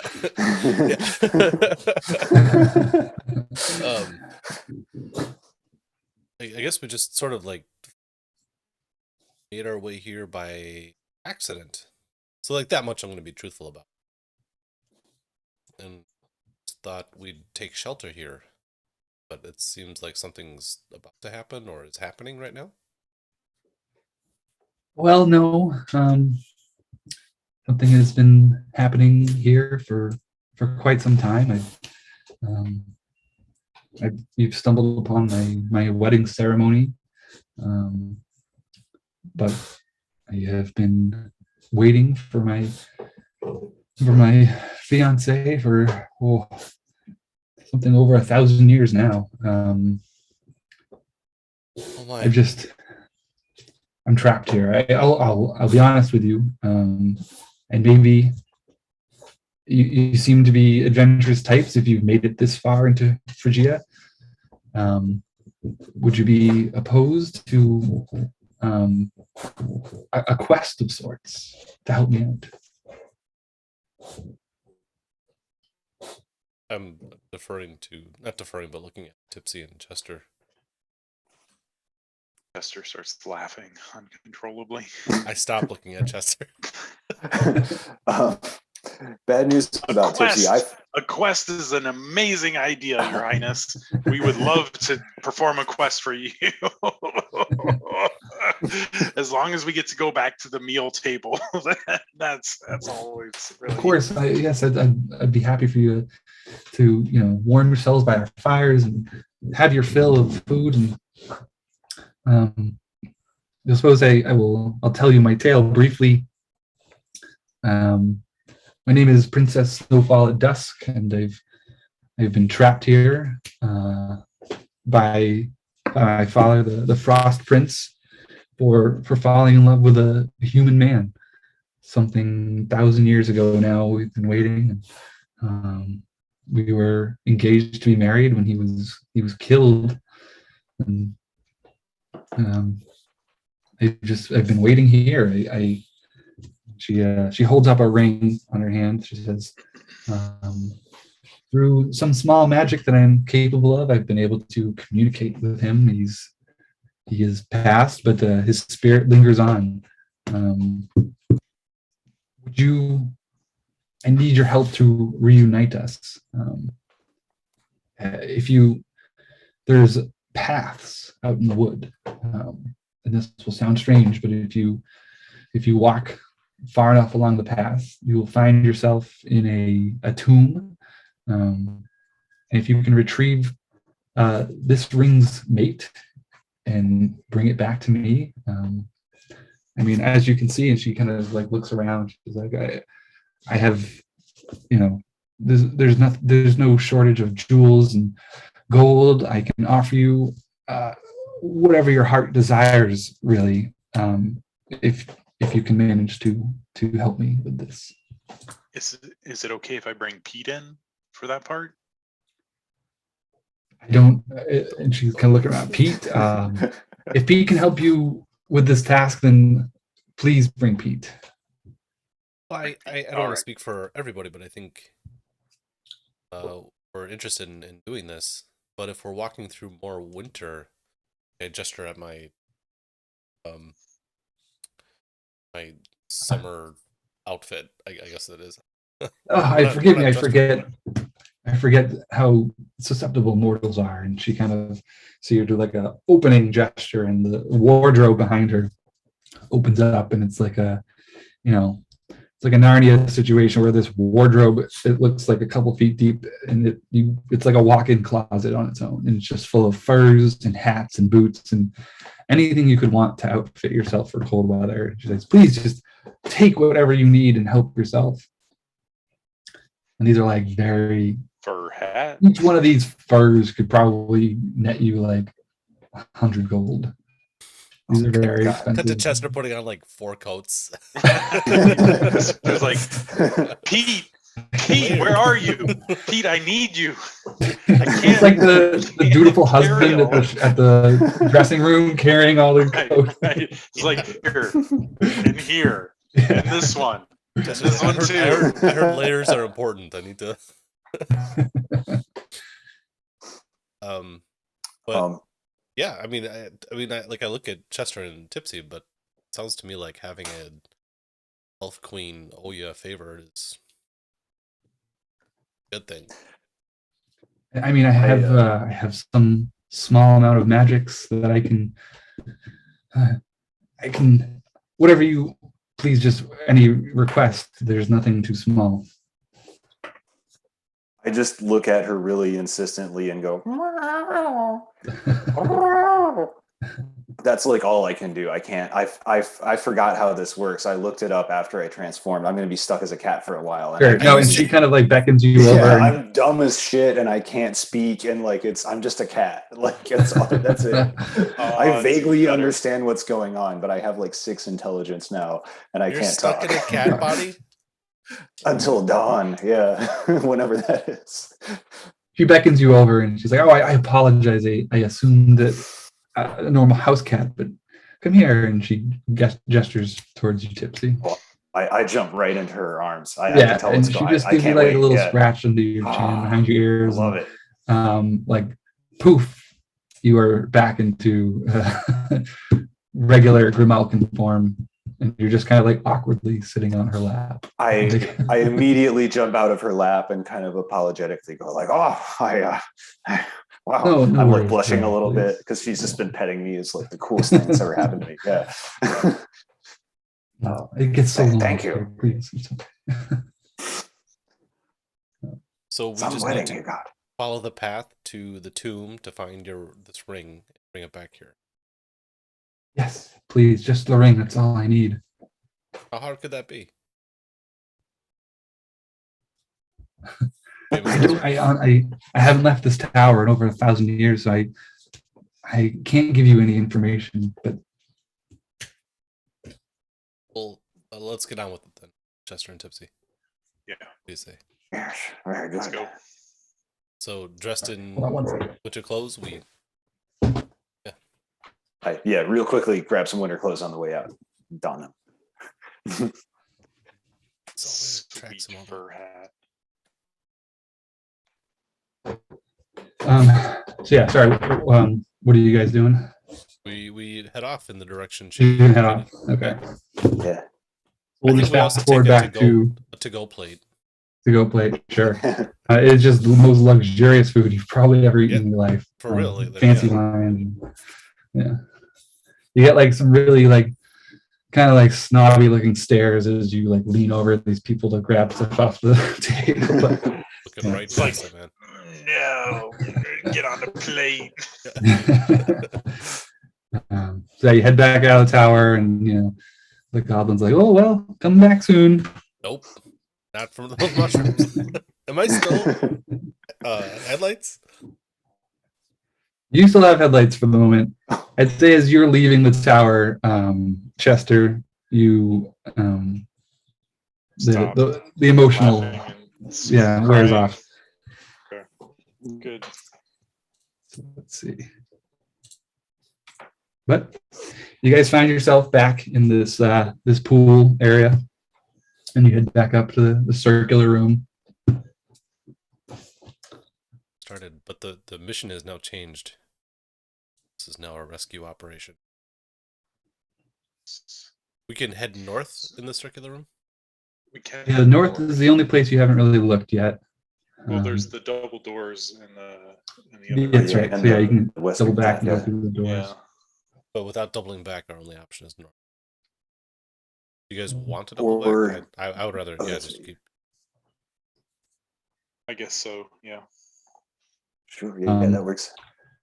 And you can actually see with your like headlight like eyes, like you light up everywhere you look. Yeah, let's use this to our advantage all weekend. So yeah, you can look down the hallway to the north and see it's like a room full of statues, pretty much. Very martial looking statues. They're all carrying weapons.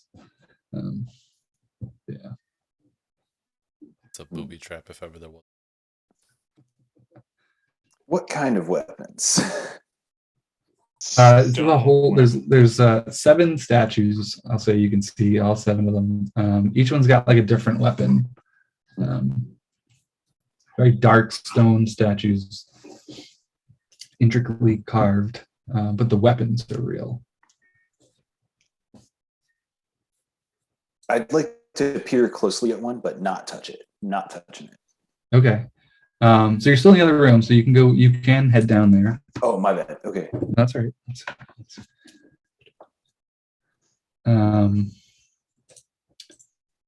But yeah, you get a little closer into the room, and you can see all these statues. And actually, now that you're in here, you notice the walls. They're covered in patches of like a purple and yellow, fuzzy moss or like lichen, kind of in patches all over. There is like a faded mural on the east wall, also mostly covered in patches of, what do you call it? This lichen. But what you can see from it is Sir Chide. What you can assume it's very much the same character from the entrance. He's got a sword in his right hand. There's 2 hounds next to him. You can see pieces of like a fairy army in the background. But yeah, that's mostly, a lot of stuff is still covered in mold. The weapons, most of them look pretty old. Seen better days, lots of decay and rust, and the decorative wraps on the handles and stuff has fallen away. Except for one. It is one of these statues is carrying like very much like point down, holding with 2 hands in a very formal manner, a longsword. Wavy grooves all along the length of the blade, like blood grooves. But it's in like almost perfect condition from what you can tell.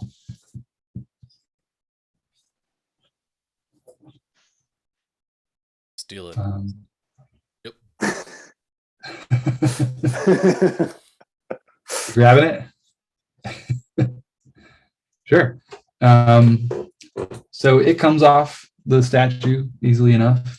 And like as soon as it's in your hands, you just sort of feel like this like bolstering sensation. Like you just feel like you could take on that giant troll that wanted to throw you guys into the trees. Like you are ready to dive into battle.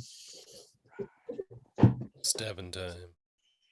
So that's probably a 2-handed sword for me. It is a 2-handed sword. And being a halfling, you can wield this, but you will wield it at a penalty for its large size. It's too big, but I'm psyched about it. You're like, let me at him. Where are the people? Oh, geez, sorry. A little scary. Chester with a big Right? Yeah, It's just like I'll give him a wide berth, and then consider the mural. The mural? Yeah, can I get a better look at it? Or did you describe the whole thing already? Yeah, no. So you get a little closer, and you can see some more details as you get closer. And you notice that the dogs both have collars, and you can kind of see some letters, but most of it is still covered by some of this mold, this like lichen, this fuzzy lichen covering the tapestry. I'm gonna clear it with my sword. Yeah. And actually, you do see that the sword, now that you're closer in Sir Chide's hand, is the one resembling the one that Chester just picked up. Chester, you're the new Sir Chide, Slayer of Elves. So yeah, is anyone else checking out the to marry mural the princess? with Fox? Yes. So,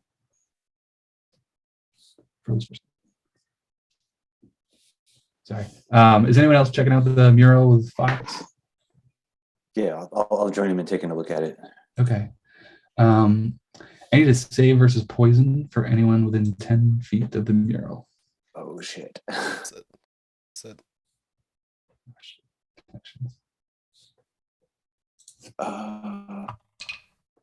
Ooh. I rolled an 11. I have a 11? 12. Okay. You take 1 point of damage. from this as you breathe in this like spiky, fuzzy moss. You start to choke a little Gross. bit. Yeah, gross.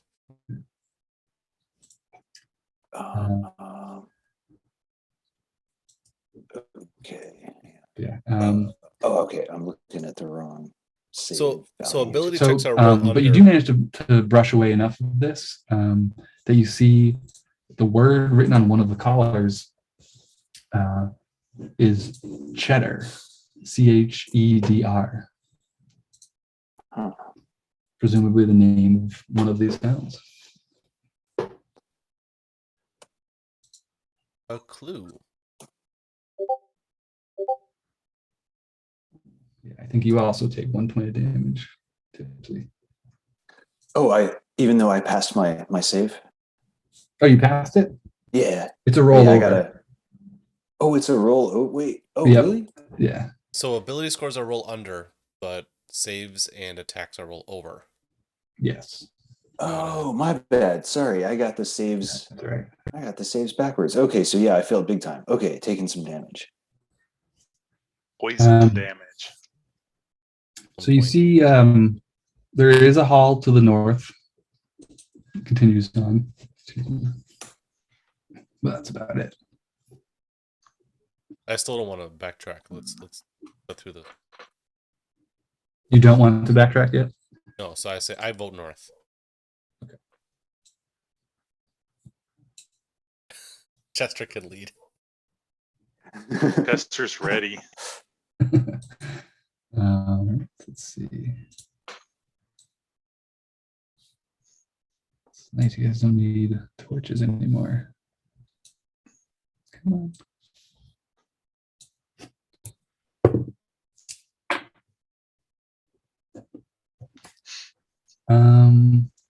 Shoot, give me 1 second.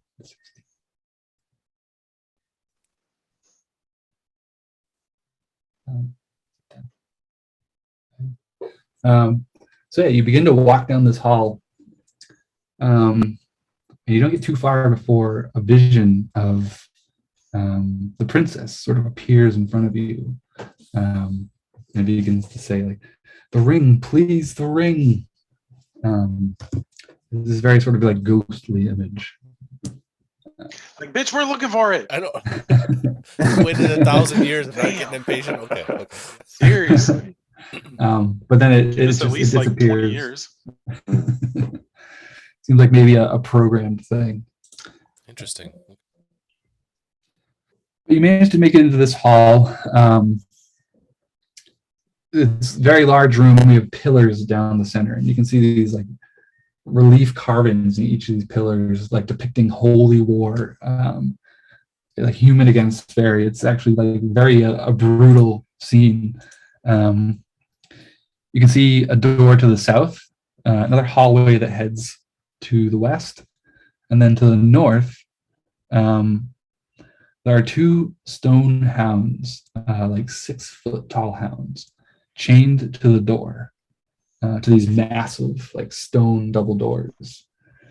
You can see it, like you can see the lettering on these doors that was engraved, like from the entrance to the room, that say "Call to the Companions." Cheddar. I say it out loud. Cheddar. Cheddar.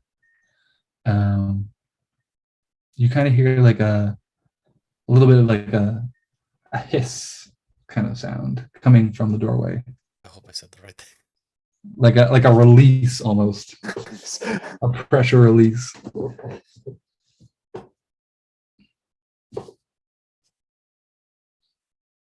That was the name on the mural, right? It was Cheddar. It was Cheddar, yeah. Cheddar. It says call to the Companions. So Did we get the other one? The second dog? Yeah. Yeah. You can see like there's a dog in each of these little alcoves chained up to these double doors. Do they have collars on? They do. They have like a spiked collars on, but there's no words on the collars. Yeah, I think we have to find the name of the other hound. I'm willing to bet that if we cut west and then south, that room will Tell us. I think it just might, yeah. So west and That south. sounds amazing. West and south. Then. All right. So we're for this door.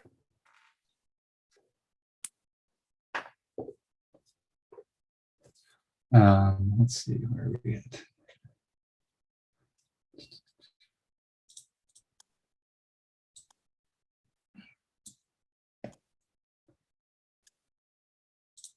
Come on. So yeah, you walk through this second hallway here, and you enter what looks like a small little chapel. You have some like wooden pews, old and rotted with age and moisture. There's a stone altar at the front of the room with a statue of a holy looking like crusader type. And the statue's holding this thick red candle aloft, and there's just like dried wax dripping down the hand of the statue. And there's like he's got like a velvet cloth cape even that's started to disintegrate. There is along the west wall a sort of like disintegrating tapestry. It kind of shows like the gates of heaven, and you can see Sir Chide and actually the figure from this statue, both depicted in this tapestry.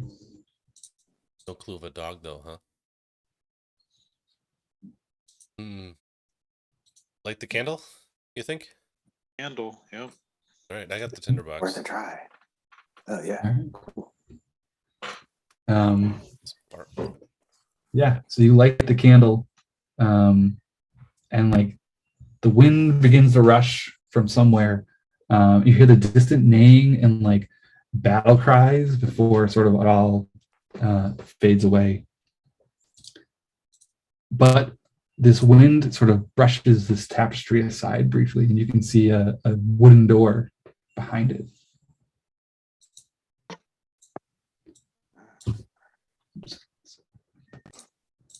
So I think we should yeah. look back there. Yeah. Definitely go there, yeah. Yeah, so you go open the door, and it is like swollen shut with moisture and like warp. So it's just not opening. I have a crowbar. Crowbar? Oh yeah, if you've got a crowbar, then yeah, this thing pops right open. No big deal. And it reveals. Oh, It reveals like a small room, like a very sparse quarters. And you know, like some of these tombs would even have like an attendant for visitors. So that looks like what this might possibly be. One corner of the wall has like collapsed and there's rubble piled in. You can kind of see a narrow tunnel leading up. There is like a writing desk, very moldy and decayed. And that's pretty much it that's left in the room.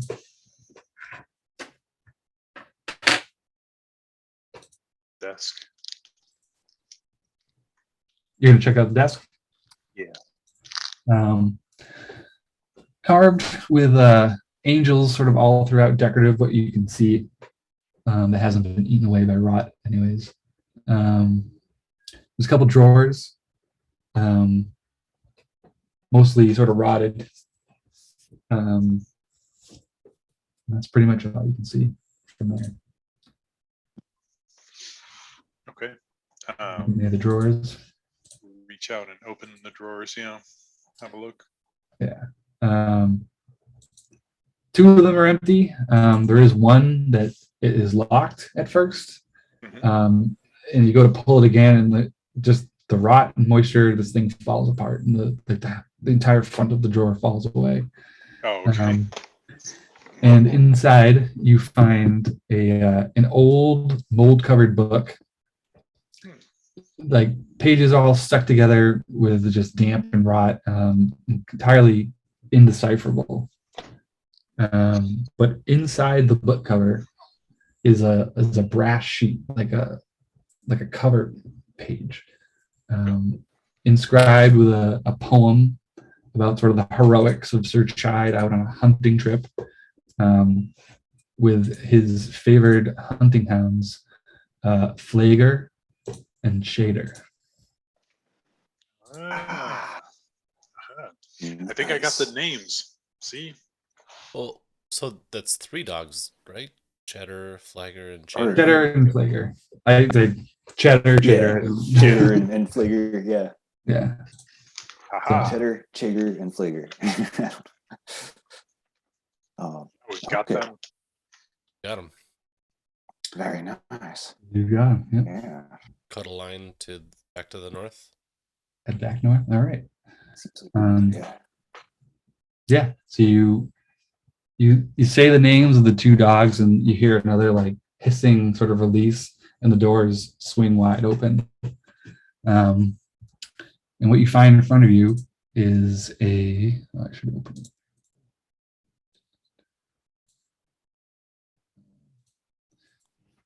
You see this large round room. The center is a very decorative stone coffin, covered in carvings that look like Sir Chide, with lots of like leaf and sort of tree motifs all throughout. A portrait is hanging on the far wall of the princess. It's a very well done portrait with a very intricate frame, but the portrait itself seems to be in pretty rough shape. Interestingly enough, in the background of this portrait is the stone circle that you saw outside. 2 like floor standing candlesticks, like 5 foot tall, silver, are standing on either side of this portrait. Kneeling in front of the portrait is the ghostly figure of a knight, and he's down on one knee, sort of looking up at this portrait. And you can kind of hear him sort of talking to himself, and it's very, lots of oh my love and this and that. Sort of lost in reverie, just repeating the same things kind of over and over. I'll call out to him. Sir Chide. He turns up and spins towards you and like goes to pull out a sword that is just not there on his ghost. That I'm holding? Yeah, basically. And sort of a look of confusion at first. And, what? Who are you? What are you? And he sees the sword and he's just kind of confused. And how did you get in here? Your did she give us her name? Yeah, your fiance sent us. And like at like the explanation, like you see the just breakdown, sort of like just miserable tears at the mention of her name. Anyway, he comes over to you on his knees and he goes to like grasp your hands, but there's he's a ghost. Sad. It's like, please, will you help me? We need the ring. The ring is like it's in my coffin here. Just please, yes, take the ring and bring it to her. All right, it's not gonna look pretty though. And I'm like swinging out the crowbar and like right up in his coffin. You all heard it. Yeah. He said, open the tomb. He said, open the tomb. No backsies. Yeah. So you pop open the tomb. Inside there is a skeleton. Inside like a very rusted suit of armor.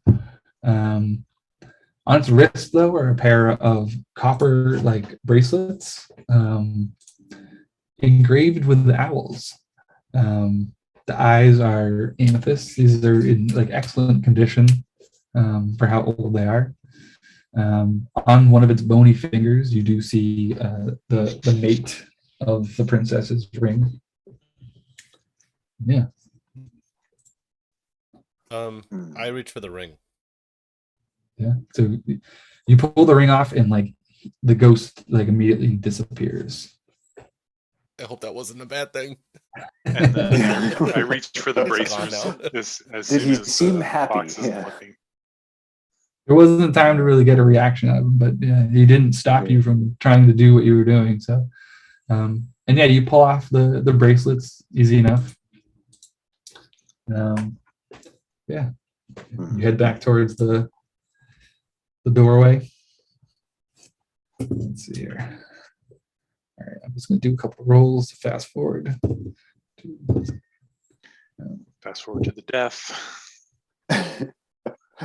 Oh, so your saucer-like eyes give out on you as like you're reaching the we'll say as you're reaching the pool into the fairy portal.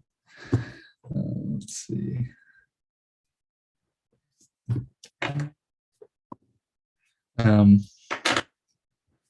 And so you begin to head back towards the tower, and you can see a sleigh pull up, like the tower as you guys are sort of walking towards it.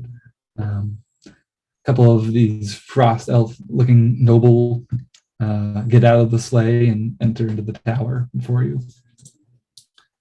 But you enter in.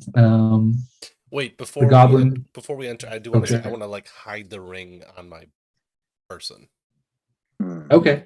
Smart. Yeah. Easy enough. Like in my boot or Sure. something like that. Yeah. Sure. Yeah.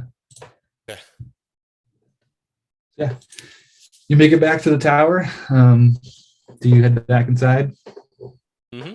I'm moving with. I don't know about if the other two want to do something else, but I'm moving with purpose back to the princess. Yeah, no, that makes sense. Yeah, I mean, I might fight the troll, but that's fine. Yeah, so the goblin kind of he waves you in. He's like, "Welcome back. Up you go," and he doesn't seem to require any more tolls. Good. I don't think I could handle another.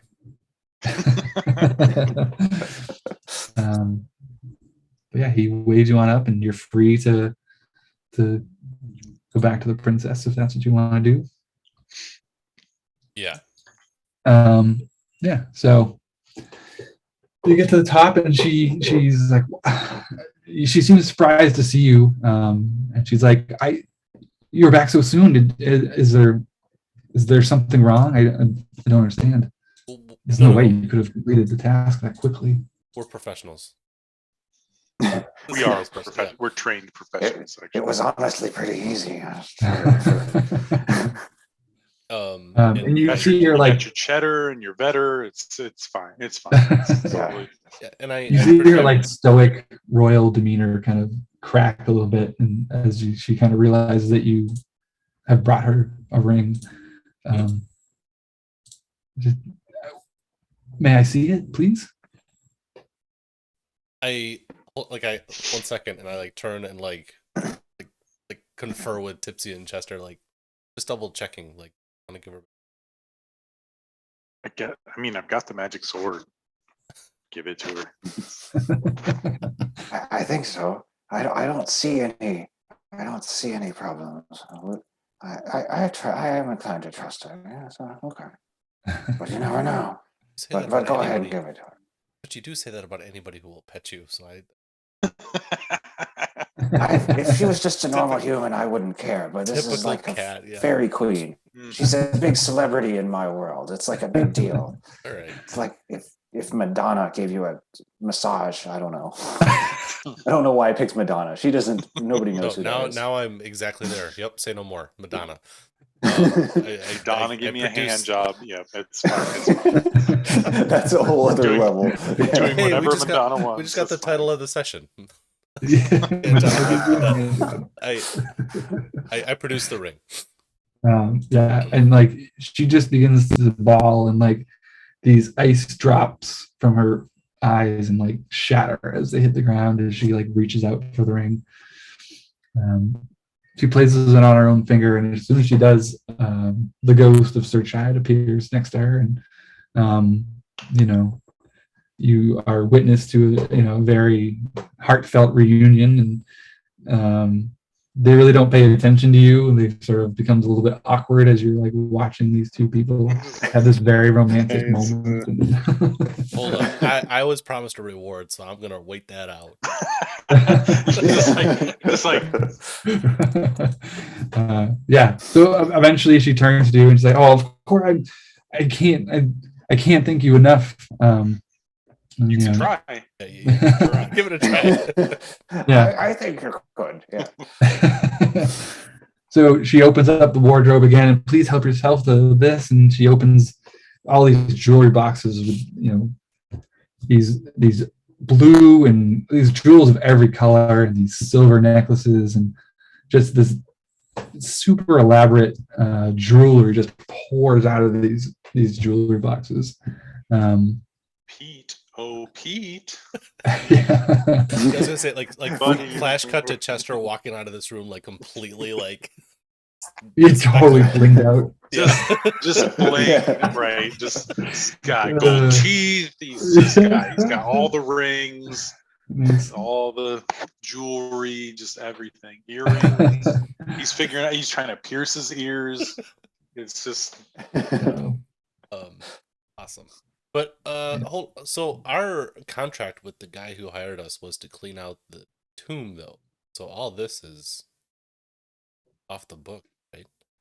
Right, and this is like a whole dwarfs- other magical dimension. That's right. This dwarfs any reward he was going to offer you by like a factor of 10. So like Cool. something to keep in the back of your head. And we're really good at this game. Yeah. But yeah, so she's showering you with all these jewels and coats and things, and she's like, I just there's nothing, there's not enough that I can do for you, and I do have the power to grant a single wish if there's something that you would ask of me right now. Does it have to be right? It has to be right now. As soon as you leave this realm, my power does not reach that far. Is it one wish per person or one wish for all of us? One wish between the three of you. One wish. Oh. Cheddar brings it in. He's like, "Can we get an Xbox S?" Is that?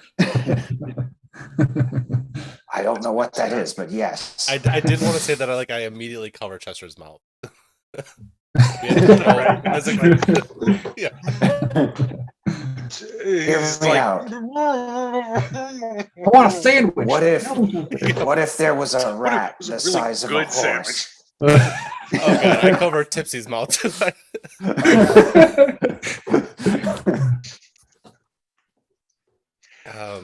Could we make rodents of unusual size a thing? Is that? Can we do that? We're going to wish for like a stronghold or something here in the Feywild. Obviously, we're gonna wish for more wishes. I mean, come on. You know that's not a. That's the first thing you wish for is more wishes. This place isn't called the Feywild. I'm getting the wrong term. Very realm of Phrygia. Yeah, we're gonna become like barons of Phrygia. Do you tell her this?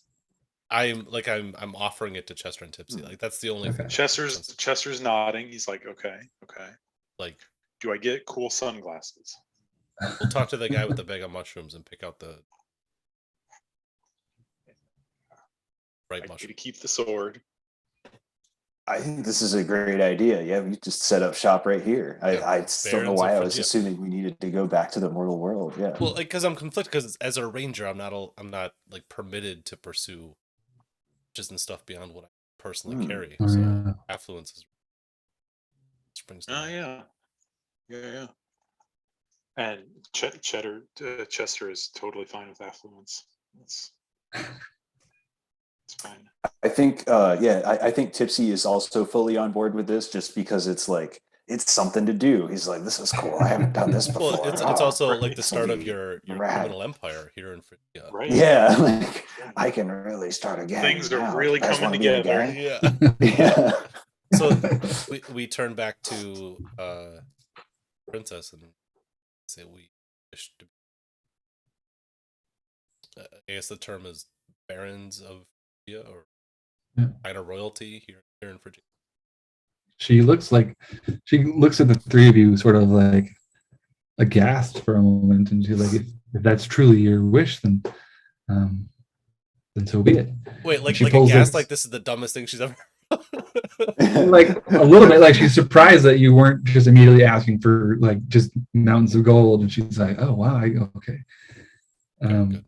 So she pulls the star off of her brow, and it begins to float in the air and spin around real fast. And let's say the three of you feel like all of the body heat just drain away from you. Like you begin to panic because like you become so cold. Like this is not, this is dangerous levels of cold. And it starts to be, it's just incredibly painful at first. But eventually that goes away too. Hug and- the sword tighter.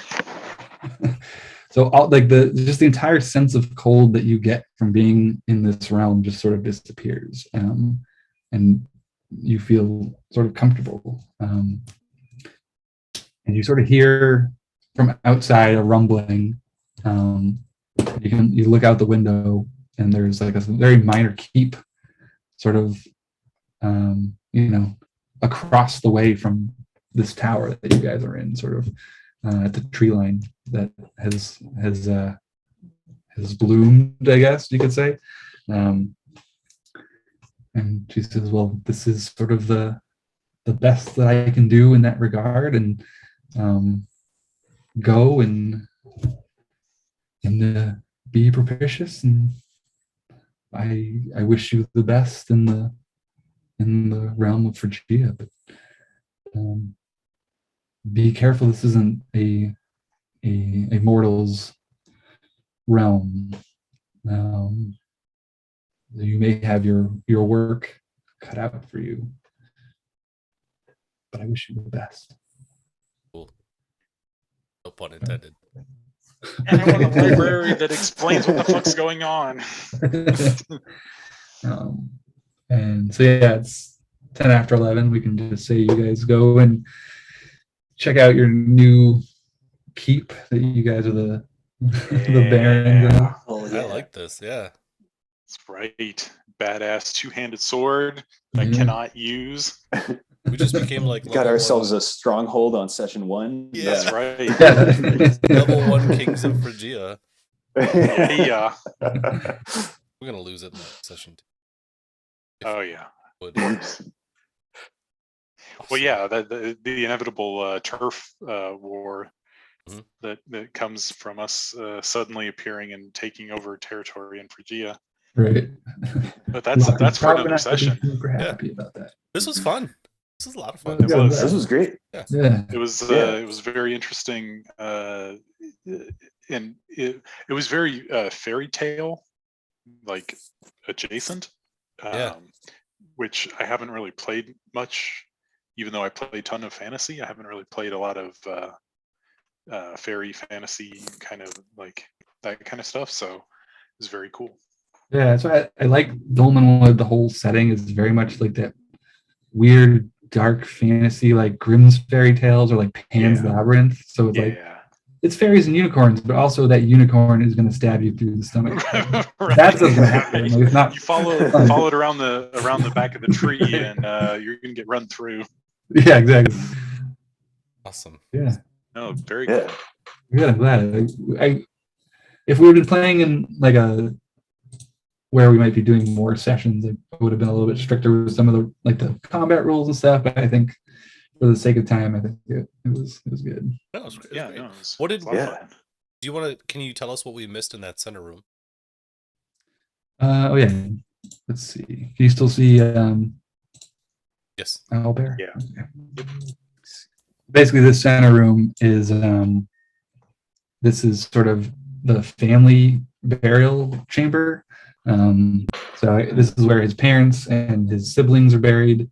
And there's also this rift in the floor that leads to the rift in the sky Oh, outside. Oh yeah. Whoa. And there is like this purple goo is sort of dripping from the ceiling down into this crack, Mhm. and it has covered these two skeletons, basically the skeletons of his parents, and they've reanimated and they are floating around the ceiling doing a waltz. Nice. And they're very like open to, people joining them in dance, but like that would have been a pretty interesting battle because like every time you hit them or you touch the goo, everything that touches it becomes lighter than air, so it floats. So like your weapon starts to float away. And if you touch it, you become permanently covered Awesome. Nice. Awesome. in the stuff, and you are floating until it's like dispelled. Or, So we really kind of dodged a bullet by just not going there. Yeah, really. Sounds like. Potentially, because there is lots of treasure in there, and like if you had touched any of the treasure, they would immediately like, "Hey, get out of there! That's our stuff." Yeah. I And would then, never so take their stuff. the mirror, which the last time I ran this was like the group that I played with spent like an hour and a half on this mirror. If you don't pass your save, you are frozen solid. Wow. Yeah, and the only way to like dispel it is to be dragged into the sunlight. Oh, It's like that's where the gouge the comes gouge in from. the Oh ground. man. Interesting. Okay. No, when Yeah. Chester had to make that first save, petrified. I was like, "Don't fuck with this." So my Yeah. looking at it again was completely me being an idiot, But I was really expecting like to see something different if you looked at the mirror like backwards or something like that. I thought it was Yeah. No, this was fun. This was very like old school feeling too. Yeah. Yeah. There's a lot of, especially now that we know the mirror like just petrifies you. A lot of sudden bad ends. There's nothing. There's nothing too deadly in this. It's like it was made to be like an entry point into Dolmenwood setting. Like the creator of Dolmenwood made this, and like for him to bring to cons and stuff to show people his setting. So it's got a little bit of everything in there. Yeah. And my last question, because it is getting late. Are there like other like typical or expected answers to the princess for like rewards? Is it supposed to be like you wish for treasure or? No, it's just sort of anything. So like like if you want some of the mushrooms do some pretty nasty stuff, so like I think that's a way to fix it. Yeah. Okay. Yeah. Okay. Otherwise, kind of whatever ridiculous things the PCs dream up.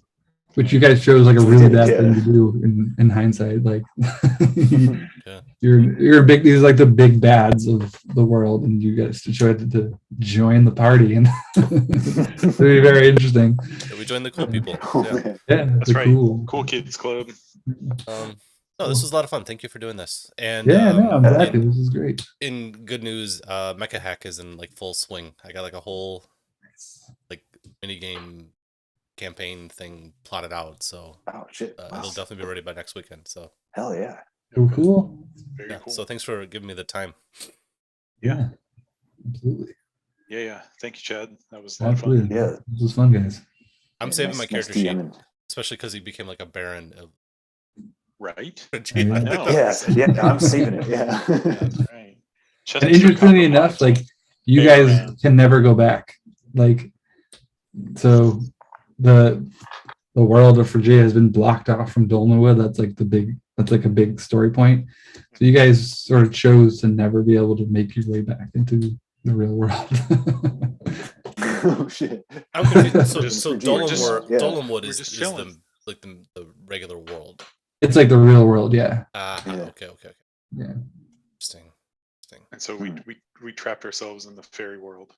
Yeah, but with the cool fairy people. So right, it was like some. Obviously, did you see the buffet? Muscle. I mean, it's fucking fantastic.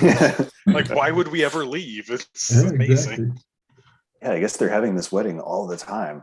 Right. Yeah, they've been having this Every seat day's for like 1,000 years waiting. Yeah. Although maybe now that she's got the rings, I guess maybe they're good. Maybe this was the last time they'll need to do this. You guys aren't gonna be able to get any sleep with them next door now that they've been, 1,000 years of waiting. Oh man, I didn't think of that. Okay, all right. Well, Good night, everybody. Yeah. We'll Awesome. set up Guys. Mecha Hack for probably next weekend or something like that. Cool. We'll see. Cool. Sounds good. All right. All right. Hey, guys. Thanks, gentlemen. Yeah, Have a later, good y'all. one. Talk to you later. Night.